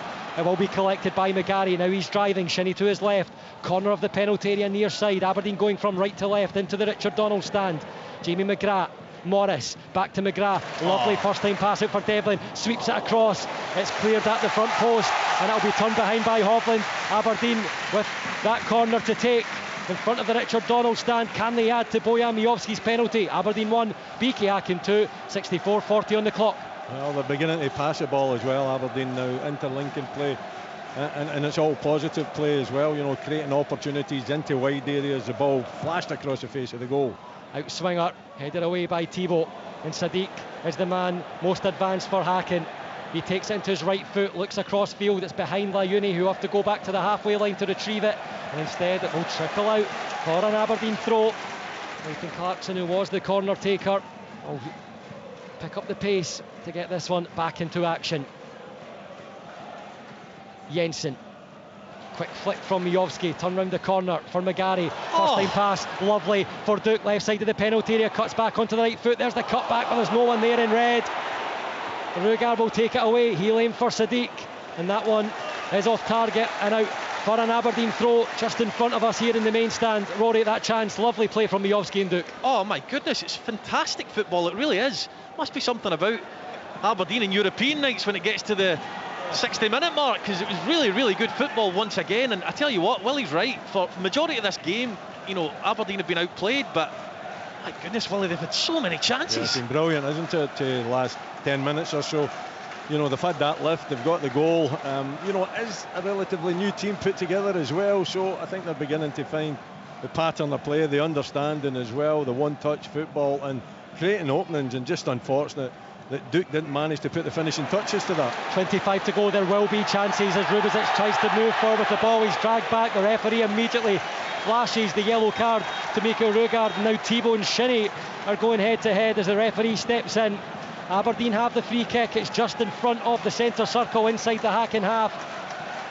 66.5 on the clock. Stuart, I mean, last week when the first Aberdeen goal went in, Hacken were shook slightly. I think it's happened again. You know, they don't look quite as composed as they were. They're giving the ball away, they're doing things they simply weren't doing before, and Aberdeen's tails are up. Leighton Clarkson will have the free kick to take. The referee, Daniel Seaver, still stands in front of the ball, just jots down into the notebook, and he will point to the whistle as he moves away. Hacken again with that high line just in front of the D. Instead, Clarkson rolls it to McGrath, tries to slip it through for Devlin, but it was Samuel Gustafsson, the captain, who was aware, and he slides away the ball with Amani. On the right side now for Sandberg. Lovely pass forward. Kristic has a look over the shoulder, turns two on his right, and he's never there as he goes down. He's holding the left hip, and the referee right on the spot, and he blows for the free kick. Something you don't agree with, Rory Lloyd? No, absolutely not. I think is it Clarkson who just, or McGarry, he just reads what he's going to do and puts his body in front. Yeah. It's never a foul for me. And he knows it as well. Yeah. He's gone to ref. Hacken free kick. Samuel Gustafsson waits. There's not too many forward for Hacken here. He'll look to possibly go short. The front three quite spread out with Layuni now on the right side, Sadiq over on the left, and instead Gustafsson will go all the way back to Hovland. Now the substitute, Jacob Barrett-Larsen. Sadiq on that far side picks up the run infield, ball on the right foot, cuts back onto the left with a nice little bit of skill. Amani has it on the left foot, back onto the right, back for Sadiq, flicks it for Rugaard, and he skies that one over the crossbar. It's neat play from Hacken yet again, but the experienced midfielder really should have been hitting the target there. That's poor quality, isn't it, the finish from Rugaard. I mean, it's a great opportunity again, some 20 yards out. Touch from Sadiq, Willie. Oh, it's brilliant, wasn't it? Good, excellent play down the left-hand side, you're right. Sadiq just flicks it in front of the midfield player, and he just got to show composure and get the ball on target. He leans back, puts it way over the bar. Roos under pressure, deflection of a Hacken player, and Aberdeen have the throw. Shinnie drops it down, Clarkson far side, finds Morris, lovely pass out in there. Morris has all the space in front to run, clips it over towards the penalty spot. Thibault gets the touch of a scramble, and Thibault's to clear it away as it was heading for the goal line. Abrahamson stranded in the penalty area, and Hacken are just surviving here. Aberdeen go again with the throw. McGarry for Clarkson. Duke back to Clarkson, has a look up, right footed That one falls right into the hands of Peter Abrahamsson, and it'll remain Aberdeen 1, BK Hacken 2, 4-3 to the Swedish champions in aggregate with almost 69 minutes played. I think it'll be a frustration for Barry Robson, as happy as he'll be with how the second halves went after the first 5 or 10 minutes of it, that Aberdeen didn't do this type of thing in the first half, because they've shown in this second half how good a football team they can be, and how good, when they get on top of things in the midfield area, how much pressure they can put on Hacken. And I know they've missed a sitter themselves, but I'll go back to Aberdeen have had numerous chances, and not particularly difficult ones, to really get back into this game. Hacken have the free kick. The referee just again in the notebook, and it will be Hovland to take, ready to move that one forward. Just awaiting the referee's signal as I look towards the assistant on the far side, walks away, and it will be a yellow card for Jamie McGrath. And now Hacken get us underway. Thibault, they've lost it. Duke threads it through for Miovski in between the two centre defenders. Rugard who comes across. Sandberg clears away upfield towards halfway line. Jensen there battling with Layuni, and the flag raised for the offside against Aberdeen, and will be drawn back for the free kick in the Hacken defensive zone.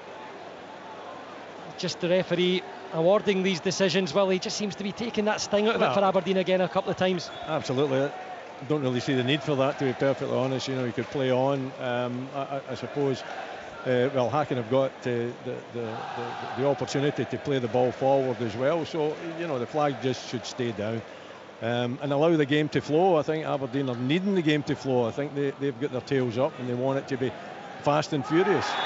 Jacob Larsson sends it forward high. Sadiq in the aerial battle with Devlin. Referee blows for the Aberdeen free kick, and off we go again. Clarkson looks it forward. Abrahamsson come right out to the edge of his area. Claims of the Aberdeen supporters that he was over the white paint. Miovski was there, the closest in red. Instead, play allowed to continue, and Aberdeen look to be readying a change, but it's 4-on-2 here for Hacken. Amani looks across to the right side. Layuni's there, takes the touch, sets himself right foot, and there's Jensen sliding, and it will be a Hacken corner, another in the second half for them. And maybe, just maybe, Aberdeen let off there again, Rory Lloyd. Yeah, I mean, it's top quality defending in the end. They get caught out for numbers in terms of in the box, but it's really good defending from Jensen, I have to say, because he doesn't get fooled by the fake shot by Liani. Stands up, he eventually goes to ground, but manages to get the block in. Hacken in no hurry to take this one. Rugard in the corner act just down to our right. Again, Gustafsson the short option. Rugard sends it high towards the back post. Hurstich was going for the header. Jensen kept a close watch, and Aberdeen will have the throw far side, and we'll just get confirmation of that change about to be made by Aberdeen, and it will be Duncan coming on, and it's the number 15 of James McGarry who's coming off, the New Zealand cap, 25-year-old making his first start tonight, and ends to his Pittodrie evening. And on will come Ryan Duncan to try and give something different perhaps on that wing-back position for Barry Robson and Aberdeen, as they look to get a leveller on the night and look to get a leveller in the tie. Aberdeen 1, BK Hacken 2, almost 73 minutes played, 4-3 to Hacken on aggregate. I think a bit of more attacking intent down the left-hand side. You know, Ryan Duncan is predominantly a wide midfield player. So McGarry coming off, I think Barry Robson's obviously looking for Morris on one side and Duncan on the other side to you know, create havoc and create the crosses. Last appearance was in the first leg in Sweden, unused sub on Sunday against St Mirren. Kellerus throws the ball to Leighton Clarkson for the free kick. Short passes. Clarkson takes again. Now Jensen will go all the way back to the goalkeeper in full yellow. Right-footed, looks to that far side, intercepted by Amani. Sadiq steps in, takes the touch with the right foot. Jamie McGrath, the player, coming back. Clarkson has it now, looks to drive the Dons forward. Jensen screaming on this near side. He's now over the halfway line. Touch back to Leighton Clarkson. Looks forward. Duncan's there, the sub takes his touch just inside the final third on the near side. Looks to whip in the left-footed cross. It's blocked, Aberdeen throw. Approaching a half hour played in the second half. Throw back for Jensen. Now Duncan, left-footed cross again. It's high, way over everyone. Morris will try to go back to chase and does well to get there first, keeps it in play. Back for Devlin on the corner of the area now. Morris to his right, Devlin swings it in towards Miovski, up with Thibault. Someone got a touch, it'll roll all the way out for the throw on this near side, in line with the penalty spot. The throw in the direction of the Dons. Jensen, Duncan has space, clipped in, cut back for Duke, right-footed shot, parried away by Abrahamson. It isn't convincing, and Liuni can't get there to prevent the throw, and Aberdeen just putting waves and waves of pressure on here. Throw taken quickly. Duke, left side of the penalty area, and a bit of a tussle on the byline. Lovely bit of skill, flicks it into the area. Some claims, goal kick is the award, and it will remain 2-1 to Hacken on the night, 4-3 to the Swedish champions on aggregate. Yeah, it's a disappointing outcome to what is, a really promising attack. Duncan just on the pitch, you think he's going to whip it in, he doesn't. He gets his head up, he picks Duke out in the box. Duke takes his touch, and I think if he's more confident, he goes for a corner. He just concentrates at getting in the target, and it goes right down his throat. Amani racing forward through the middle, lays it off to Sadiq, right-footed shot off the post. So close to a hat-trick, Ibrahim Sadiq. Oh, unbelievable. Hitting in the break there, the transition, absolutely fabulous. Sadiq gets it from Amani, perfect pass into the path of the winger, takes it with the right foot, tries to curl it into the top corner. It looks for everybody in this ground that it's going to nestle in that top corner, comes off the post. Whenever he gets a clear effort, you're expecting that net to be moving, but that time it was the woodwork that clattered, and he couldn't believe it. And Aberdeen have the ball in possession. Clarkson trying to move forward, he'll have a throw to take, so let's hand over to Brian McLaughlin. There's an update from Birmingham. Aston Villa against Hibernian. Aston Villa 3, Hibernian 0. A free kick floated over the wall into the arms, it looked like anyway, of David Marshall, but the ball rebounded off his chest and into the path of Matty Cash, who deposited with some ease. A real howler once again from the Hibernian keeper. Aston Villa 3, Hibernian 0, 8-0 on aggregate. Thank you, Brian. And once again, Ibrahim Sadiq looked to be through and goal here at Pittodrie, but he just didn't get the ball at his feet quick enough, and Rubizic was coming back to prevent any danger. And now Hacken have a throw over on the far side. Remember, PAOK 4, Hearts 0 tonight. That was 6-1 on aggregate. Aberdeen currently trailing by a goal, 4-3 in aggregate here at Pittodrie. Morris moves away with the ball, tried to play it for Shinnie, but it was too heavy, and Jacob Larsson holds off the Aberdeen captain and plays it infield for Rugard. Forward for Sadiq to chase, he gets away from Rubizic, takes the touch, it stops onto the left foot, left side of the penalty area, tries to get it on the right, Rubizic goes diving in, the referee has a look, and he moves over towards the two players, and he flashes the yellow card to the Hacken attacker. He's on the ground in disbelief. The way Rubizic turned round and had that pausing look towards the referee made Pittodrie hold its breath, but now he's signalling with the right hand that it was a dive. Willie Miller, I could tell from your reaction, you thought that one was a little bit closer than the referee thought. I thought it was, yeah. I mean, it's difficult to see from the angle that we're at. If there was contact, it's a penalty. If there wasn't, then a definite dive and the yellow card. They will check it though. They've got to check that surely. But from this angle, Rory, I don't know what you thought, but my initial thought was the same as yours, Willie, that I thought it may have been a penalty kick. Again, your referee has a much better view. Yeah. He's standing in the box now, I think, just waiting for confirmation that he's made the right decision, so we'll see.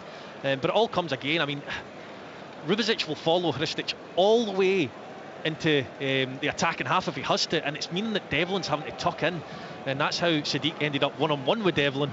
And then they were out of position, and Rubizic gets dragged into a wide area, and Sadiq turns him inside out.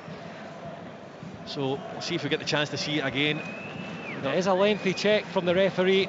Yeah, we've got a little replay on it here. We'll have to see if there's contact there. And the referee signals for the monitor, and he'll come across to the VAR screen between the two technical areas to have another look. So already in the second half, Bojan Mijovski granted a penalty after Duke was tripped in the box, and Aberdeen got their goal to get back into this one. And now the referee, Daniel Siebert, will go over after awarding a yellow card to Ibrahim Sadiq. Will he be awarding a penalty kick? He's over looking at the monitor. He has a check. The players, a handful of them, gather around the head coaches at the technical area. It's a lengthy check, a lengthy watch of the screen from the referee. I don't know why, Stuart, because I mean, now that we've seen the replay, a clearer penalty you will not see. He throws his leg out. He doesn't get the touch on the ball. There's no doubt about it. I mean, if they don't give a penalty for that, there is something wrong. How does it work with the yellow card as well with Sadiq? I mean, I don't know if you can then rescind He'll rescind the card, yeah. Even though it's a yellow, right? Okay. The boos ring around Pittodrie. The referee has a final check as he walks away onto the pitch, and he signals VAR screen penalty. And Hacken can try and restore their 2-goal advantage in the tie. The players will make their way back onto the pitch. The referee has the yellow card in his left hand. He'll go over to Sadiq and he waves and wipes that one out. And the little attacker will move away. And it's the number 24, Amor Layuni, who has the ball in his hands. He was the sole player at the back post to slip the ball beyond Kelarus in the first leg.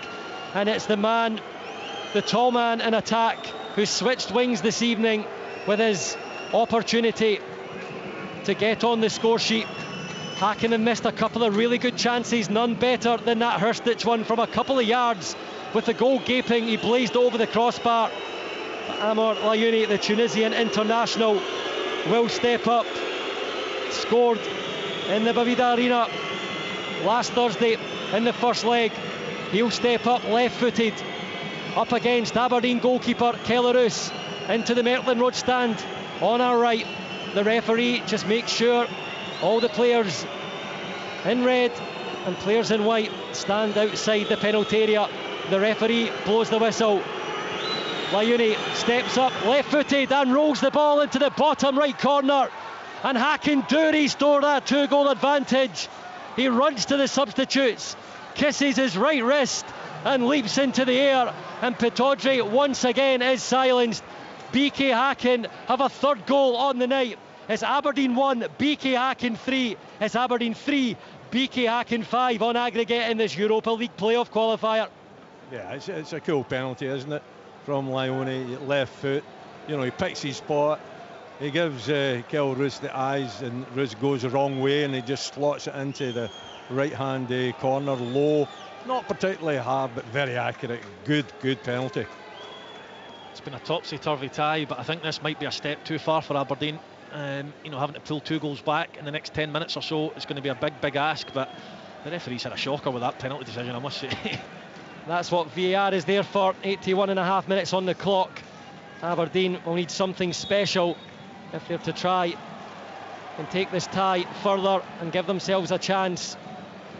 But BK Hacken have looked a very accomplished side in both legs at certain times, specifically with their attacking play. There's some skill there. They've lost a couple of players to big European clubs in recent times. They're about to lose another in Ibrahim Sadiq. And it'll be interesting, Stuart, to see how they get on without him, because he's been outstanding over the 2 legs, and you know, he creates so much space for other people. He's good on the ball.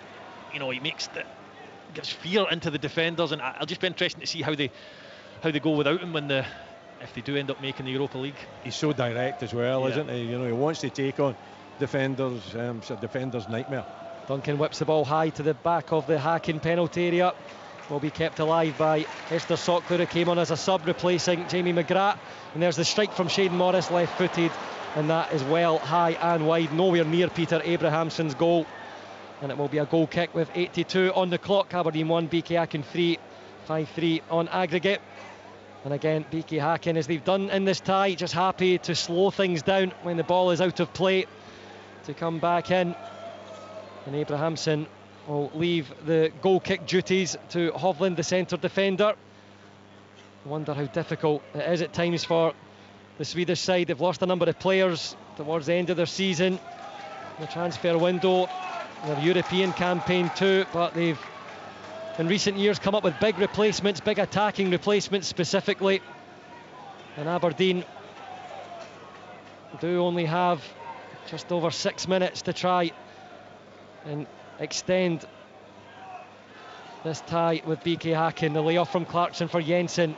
It's a high ball upfield. There's nobody near it apart from Thibault for the visitors, and they'll just play it coolly at the back. Sadiq, touch and turn. Amani has it, rolling away in no hurry, just looks to use the space, uses his body now to shield the ball away from Morris. Hands it over to Mikael Rygaard. You wouldn't put it past BK Hacken getting another goal. And Layuni with a touch there took the ball away from the substitute Duncan. And it is now Ryan Duncan who clears the ball upfield. Miovski takes. in his own half, awaiting the movement. Now back to Clarkson, who's close by. Long ball. Wants to give Sockler something to chase. Duke's the one who brings it down quite well on the right foot. There's the cutback, Miovski there. Nicholson charging across, has a swipe. Is that a free kick as Miovski goes down? Play continues. Morris peels away with it somehow. It's Devlin from the layoff from Shinnie. Devlin! And just sharply puts that one well wide. It was across the area, and there was a couple of shouts in the penalty area from his teammates in red. But that one is wasted. Another Aberdeen attack, and it remains 5-3 on aggregate to BK Hacken with just over 5 minutes to play. I don't know if Nicky Devlin needs that touch. I think as soon as he takes that touch, as a striker, I know you need to pull back out again. He takes the touch, and I think he goes for goal in the end, and blazes high and wide. However, I think he's just got to try and slot it across goal at the first time of asking. Yeah, he had bodies in there, you know, there are plenty of red jerseys in there. I don't even think he has to pick any of them out. He just has to keep it low and drive it across the face of the goal. So difficult to defend. Duncan on the attack in the left wing. Liuni there to stop. Aberdeen throw. A ripple of applause from the home supporters. And it fell a bit flat since that penalty scored by Amor Liuni, adding to his tally against Aberdeen. Clarkson has it, midway point on the near side in the Hacken half. Miovski's short. Nice little flick back to Jensen. Oh, the outfield players in red in the Hacken half as Clarkson turns it for Duncan. Tries the cross, it comes off Sandberg, goes behind for the Aberdeen corner, and Barry Robson immediately turns to the main stand to try and lift the supporters to get behind his team. Plenty in the box, everyone in red apart from Graham Shinnie, who's standing in the centre, and the corner taker Clarkson whipped in on top of the goalkeeper, somehow gets that away. Morris and Duke were there. Shinnie left-footed back out for Clarkson, first time cross as he's sliding, and it's into the side netting, and it's just starting to drop for Aberdeen now. 4 minutes to go. A few Aberdeen fans have started to head for the exits even after the comeback in Gothenburg last Thursday, and some think that this one is a stretch too far. It's Hacken ahead 5-3 on aggregate since that Liuni penalty in the 81st minute, adding to the Swedish champions lead. Kelarus has the ball outside the penalty area. Duncan takes, aims for Duke again, starts that run on Sandberg. He'll let the ball bounce to the Hacken defender, and that harmlessly rolls over the byline, well out from the penalty area. Aberdeen have failed to reach the group stages of this competition in the last 9 involvements. 07-08 the season. They were in Group B of the UEFA Cup 15 years ago. And it looks like Europa Conference League football will be where they continue their European adventures, unless there's something special to happen in the remaining few minutes. Slobodan Rubezic under pressure. Sadiq's went down, he slipped, he raises the hand. The officials from AZ Alkmaar will be watching that one, biting their nails. He's been involved quite heavily this evening, a couple of knocks, but a player of real quality. Can Aberdeen find some quality here? It's Nicky Devlin into the final third. Morris makes the move forward, stops left-footed, ball now on the right. Aberdeen have 4 in the area. Morris, can he get the cross? The Don's about to ready another change as the ball goes out for a throw. It'll be interesting to see what they do here, because they've always got Duncan playing at almost left centre back of a 3 now, although he is pushing up at times to try and get Nicky Devlin out on the right wing. It's Johnny Hayes who comes on to replace Shaden Morris. Johnny Hayes, envious of that 07-08 squad that I briefly mentioned. Is he the man to try and get things going? He scored in each of Aberdeen's Europa League qualification campaigns while he's been at the club. Can he add to that tonight? Clarkson, midway point of the Hacken half, rolls it for Shinnie. Duncan takes, lays it off to the captain once again. 88 minutes on the clock. Jensen, just over the halfway line, rolls it to the right. Clarkson sweeps the ball forward, headed away by Gustafsson. Hurstich comes to the back to try and help sweep up. Gustafsson's there again to swipe it in the air. Header forward, Miovski chased, Thibault tries to see it back to the goalkeeper. A bit of miscommunication, but Abrahamsson eventually gets on his tiptoes and claws at that one and takes collection, and he'll roll it out. BK Hacken, it hasn't just all been about the 3 players in attack. They've been very composed in the midfield and the build-up play as well. Some terrific vision in passing to try and open up that Aberdeen defence when players are moved forward. And there's a late challenge from Nicky Devlin on Hovland, and the yellow card will now come out for the man that scored the first Aberdeen goal last week in the first leg. Yeah, I think it was a yellow card. Don't think there's any doubt about that. A little bit of frustration from Nicky Devlin diving into that challenge there. Hovland not injured, thankfully. But yeah, everything's went quiet. Pittodrie, isn't it? I think all the fans here are expecting the worst. Hasn't been a bad performance from Aberdeen. Been a very open game. It's been one that I think the fans will have enjoyed. But unfortunately, it looks as though it's going to go Hacken's way. You never know, but well, it's coming on to 90 minutes. So it would have to be some turnaround, wouldn't it, for Aberdeen to revive this one? I think the feeling is that over the two legs, probably Hacken the better team. Best team going through if it does stay like this. Aberdeen have shown in spells, large spells, in the first leg and for about 15-20 minutes here in the second half that they could compete, but Hacken over the piece have been the better side, I think. 8 additional minutes to be played. We've had a couple of stoppages for treatment, as well as those 2 VAR checks for the penalty decisions. And Aberdeen will move forward. A final roll from the Pittodrie crowd. Devlin tries to sweep the ball in, but Johnny Hayes can't get there. Headed down by Slobodan Rubezic.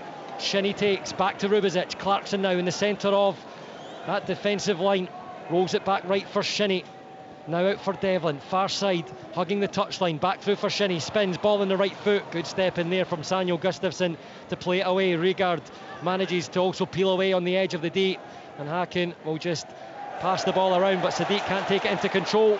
Aberdeen go quickly with the throw, midway point of the Hacken half. Clarkson has it again, looking to create. Sockler, back for Miovski, who's dropped a bit deeper, and he's dispossessed by Mikael Rigard. Duncan slides in, wins the ball back, wins possession back for the Dons. Jensen out to the left wing for Duke, tries to race away from the unit, cross in towards the head, it's dipping, and it was Sockler who was there, and he did well to peel away from his marker and get up, but just couldn't get the direction to threaten Peter Abrahamson's goal, and it remains Aberdeen 1, Hacken 3, 5-3 to Hacken on aggregate. Yeah, it's a good ball in from Duke, and Sockler does what you'd be asking of your striker, getting across the central defender Hovland, and you can see what he's trying to do. He's trying to nestle it in the far corner, just gets a little bit too much purchase on it, and it goes over the crossbar, unfortunately, for Aberdeen. Goal kick about to be taken. A disappointing week for Scottish clubs in Europe on BBC Sports Sound. Aston Villa 3-0 up on Hibs in Birmingham. That's 8-0 in aggregate. PAOK 4-0 winners over Hearts earlier. That was 6-1 in aggregate. Remember earlier today, Celtic, knowing their group stage opponents in Feyenoord, Atletico Madrid and Lazio, who await them. Aberdeen are running out of time. 2 minutes played of the 8 additional. Devlin attacking down the right side, lifts across high towards the back post. Duke leaning back, gets to bring it down. Shinnie strikes it left footed, claims of handball. The referee points to the chest. The ball breaks outside the penalty area, and BK Hacken will look to hit in the counter. It's Sadiq. He spotted Kellaroos off his line, but he's never going to beat the big goalkeeper from there, who is quite clearly getting back to the goal line. Willie Miller has a little chuckle, and Sadiq was still not even in the centre circle of his own half, I think. Well, it was audacious, wasn't it? Crossed in from Aberdeen towards Eder Miovski. Abrahamson gets fingertips to it, pushes it away, near side of the box. Duke goes challenging with Layuni, and it's Rigard who'll take it away. And now Gustafsson slows things down and turns back. Simon Sandberg back into Thibaut. Dangerous area for Hacken to be playing it, but they're quite confident in the ability, and they'll give away the throw. Barry Robson's back into his left midfield position as he tries to get the ball onto the pitch, but that time with his right foot. Aberdeen take. Duncan, left-footed, forward. Shinnie now has it. Miovski makes his way into the penalty area. Shinnie in that left corner of the penalty box. Miovski threads it back through. Graham Shinnie cuts back. Miovski strikes. His foot is out, and it takes it away from goal. That was on target. Jensen turns it back. Clarkson strikes from long range, deflection, that one loops over the crossbar. Aberdeen have a corner. Is there time? 3 minutes of the additional 8 played. Aberdeen corner to be taken from the bottom left corner arc. Yeah, it was good play from Shinnie and Miovski, and I think it was Miovski in the end from the Shinnie cutback, and Hovland stops an all but certain goal. Big weekend of action ahead, but Aberdeen still in action here. Corner taken by Clarkson. Abrahamson again. He's had some shaky moments over the 2 legs against Aberdeen, but when those crosses have come in, he's managed to get the fingers to them and either push them away with the fingertips or do even better. And now Hacken will look to break. Layuni right side coming into the penalty area, has 2 options. Left through the legs by Hristic. Sadiq hits. It's blocked that time by Rubezic, and it will roll all the way out to that far side. Sadiq recovers and retrieves Amani. Infield for Gustafsson. Lugard back out to this near side for Layuni. The most recent scorer with that penalty onto the left foot. He's happy to hold the ball there on the right side of the penalty box, and he'll peel away now towards that corner flag. Duncan goes sliding in right in front of the assistant, and he raises the flag. The referee blows the whistle, goes to the pocket and gives the yellow card to Ryan Duncan. Layuni still on the ground, but you do believe, because he's happy to have the ball down there and he's happy to see the clock tick by, as more Aberdeen fans now head for the exits. Aberdeen 1, Hacken 3, 5-3 to BK Hacken on aggregate. He's looking for the challenge, isn't he? And you know, Ryan Duncan is inexperienced. He dives in. I don't know if it was a yellow card, but certainly it was a free kick, and just allow Hacken to take the steam out of it as the minutes tick away, the seconds tick away. It looks like the direction of Europa Conference League football for the Dons, and there's a sub being made by the visitors as the referee just goes over to check before the free kick can be taken. And it looks like the end of Simon Sandberg's evening. He had a couple of knocks as well in this one, and it is the number 21 coming onto the pitch, who's Thomas Totland. Only 2 starts this season. This is 20th appearance from the bench. Norwegian Youth International. And taken short by Hacken. Layuni's there receiving from Rugard. Rugard will now try to hold, tries to use the back heel, but Duke will peel away and launches the ball forward towards Sockler. Loses out in the battle of strength with Hovland. Miovski has it. Lovely looking pass with the outside of his left foot. Sockler, the only advanced player for Aberdeen, and Abrahamsson comes out to clear. Rubizic keeps it in play, and then the assistant, aware that Sockler was offside, coming back from an offside position, and that one will see Hacken awarded the free kick. Aberdeen 1, BK Hacken 3 on the night. The Wasps, as they're called, 5-3 up on aggregate and heading for the Europa League group stages. And the final farewell of Ibrahim Sadiq, who has a double, and he's on the ball here. It's behind Rugard. It'll be left now, coming forward. Layuni will hold it down in the corner, you expect again. He runs it, Duncan looks to cross towards the back post. Devlin's there, heads away as far as Gustafsson. He's dispossessed. Hayes picks up. Clarkson's there first, stabs it into the path of Johnny Hayes. Is there time left for Aberdeen? Duke has it. Hayes overlaps. There's the layoff. Left-footed cross. Johnny Hayes cleared away at the edge of the area. Rugard was there. Shinnie. Clarkson looks for Shinnie again. Layuni goes sliding in. Free kick Aberdeen. And just played 7 minutes of the additional 8. There's only 1 minute left, and you feel if Aberdeen were to do anything from this free kick, Willie Miller, it would just be another consolation goal. Yeah, you would think that. They put a lot of effort into it. They've created opportunities. They've been a bit leaky at the back, though. They haven't been organised well enough. A little bit indisciplined at times as well. But it's been an entertaining night of football. I think the fans will go away with that in their mind and hope that the Conference League is going to produce more games like this. Clarkson delivers, headed away at the front post. Back to the free kick taker. Lovely touch with those right toes. He tries to drill it past Sadiq, but it will go over. Aberdeen thought they had a corner, and the referee has blown and pointed for the goal kick. And some words on the way back from the trailing Aberdeen players. They're just looking a bit resigned now as they make their way back to their positions. And Peter Abrahamsson takes his time with the goal kick. I think he picked that ball up. Was it Clarkson? More in hope than expectation that he was going to get a corner, because it certainly didn't look like a corner. Pittodrie silent. Peter Abrahamsson on the goal kick. The referee has a look at the watch on his left wrist. He watches the ball launched forward in the sky towards Richard Jensen, who gets the header down, and there is the full-time whistle. That noise is the BK Hacken coaching staff who celebrate. They are into the Europa League group stages. It's disappointment for Aberdeen, and you could just see what it means to those BK Hacken players who are across in hurried fashion to congratulate their teammates. Hugs all round the technical staff, also in a collective hug.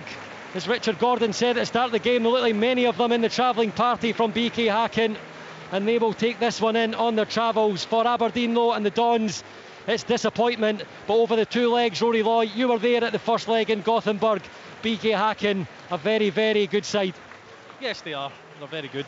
It has to be said. They are a little bit suspect and a little bit fragile at the back. The keeper Abrahamson actually had a really good night tonight in terms of his shot stopping, and he's coming for corners and he's punching and things like that. Did really, really well. However, midfield to front, Hacken looked a really, really good outfit. As I said, it'll be interesting to see how they do without Sadiq. But over the 2 legs, for me, the best team went through. It's the Europa Conference League for the Dons for the rest of this season as Hacken move into the Europa League group stages. It's finished here at Pittodrie on the night. Aberdeen 1, BK Hacken 3. It finishes on the tie. BK Hacken winners 5-3 on aggregate. Aberdeen in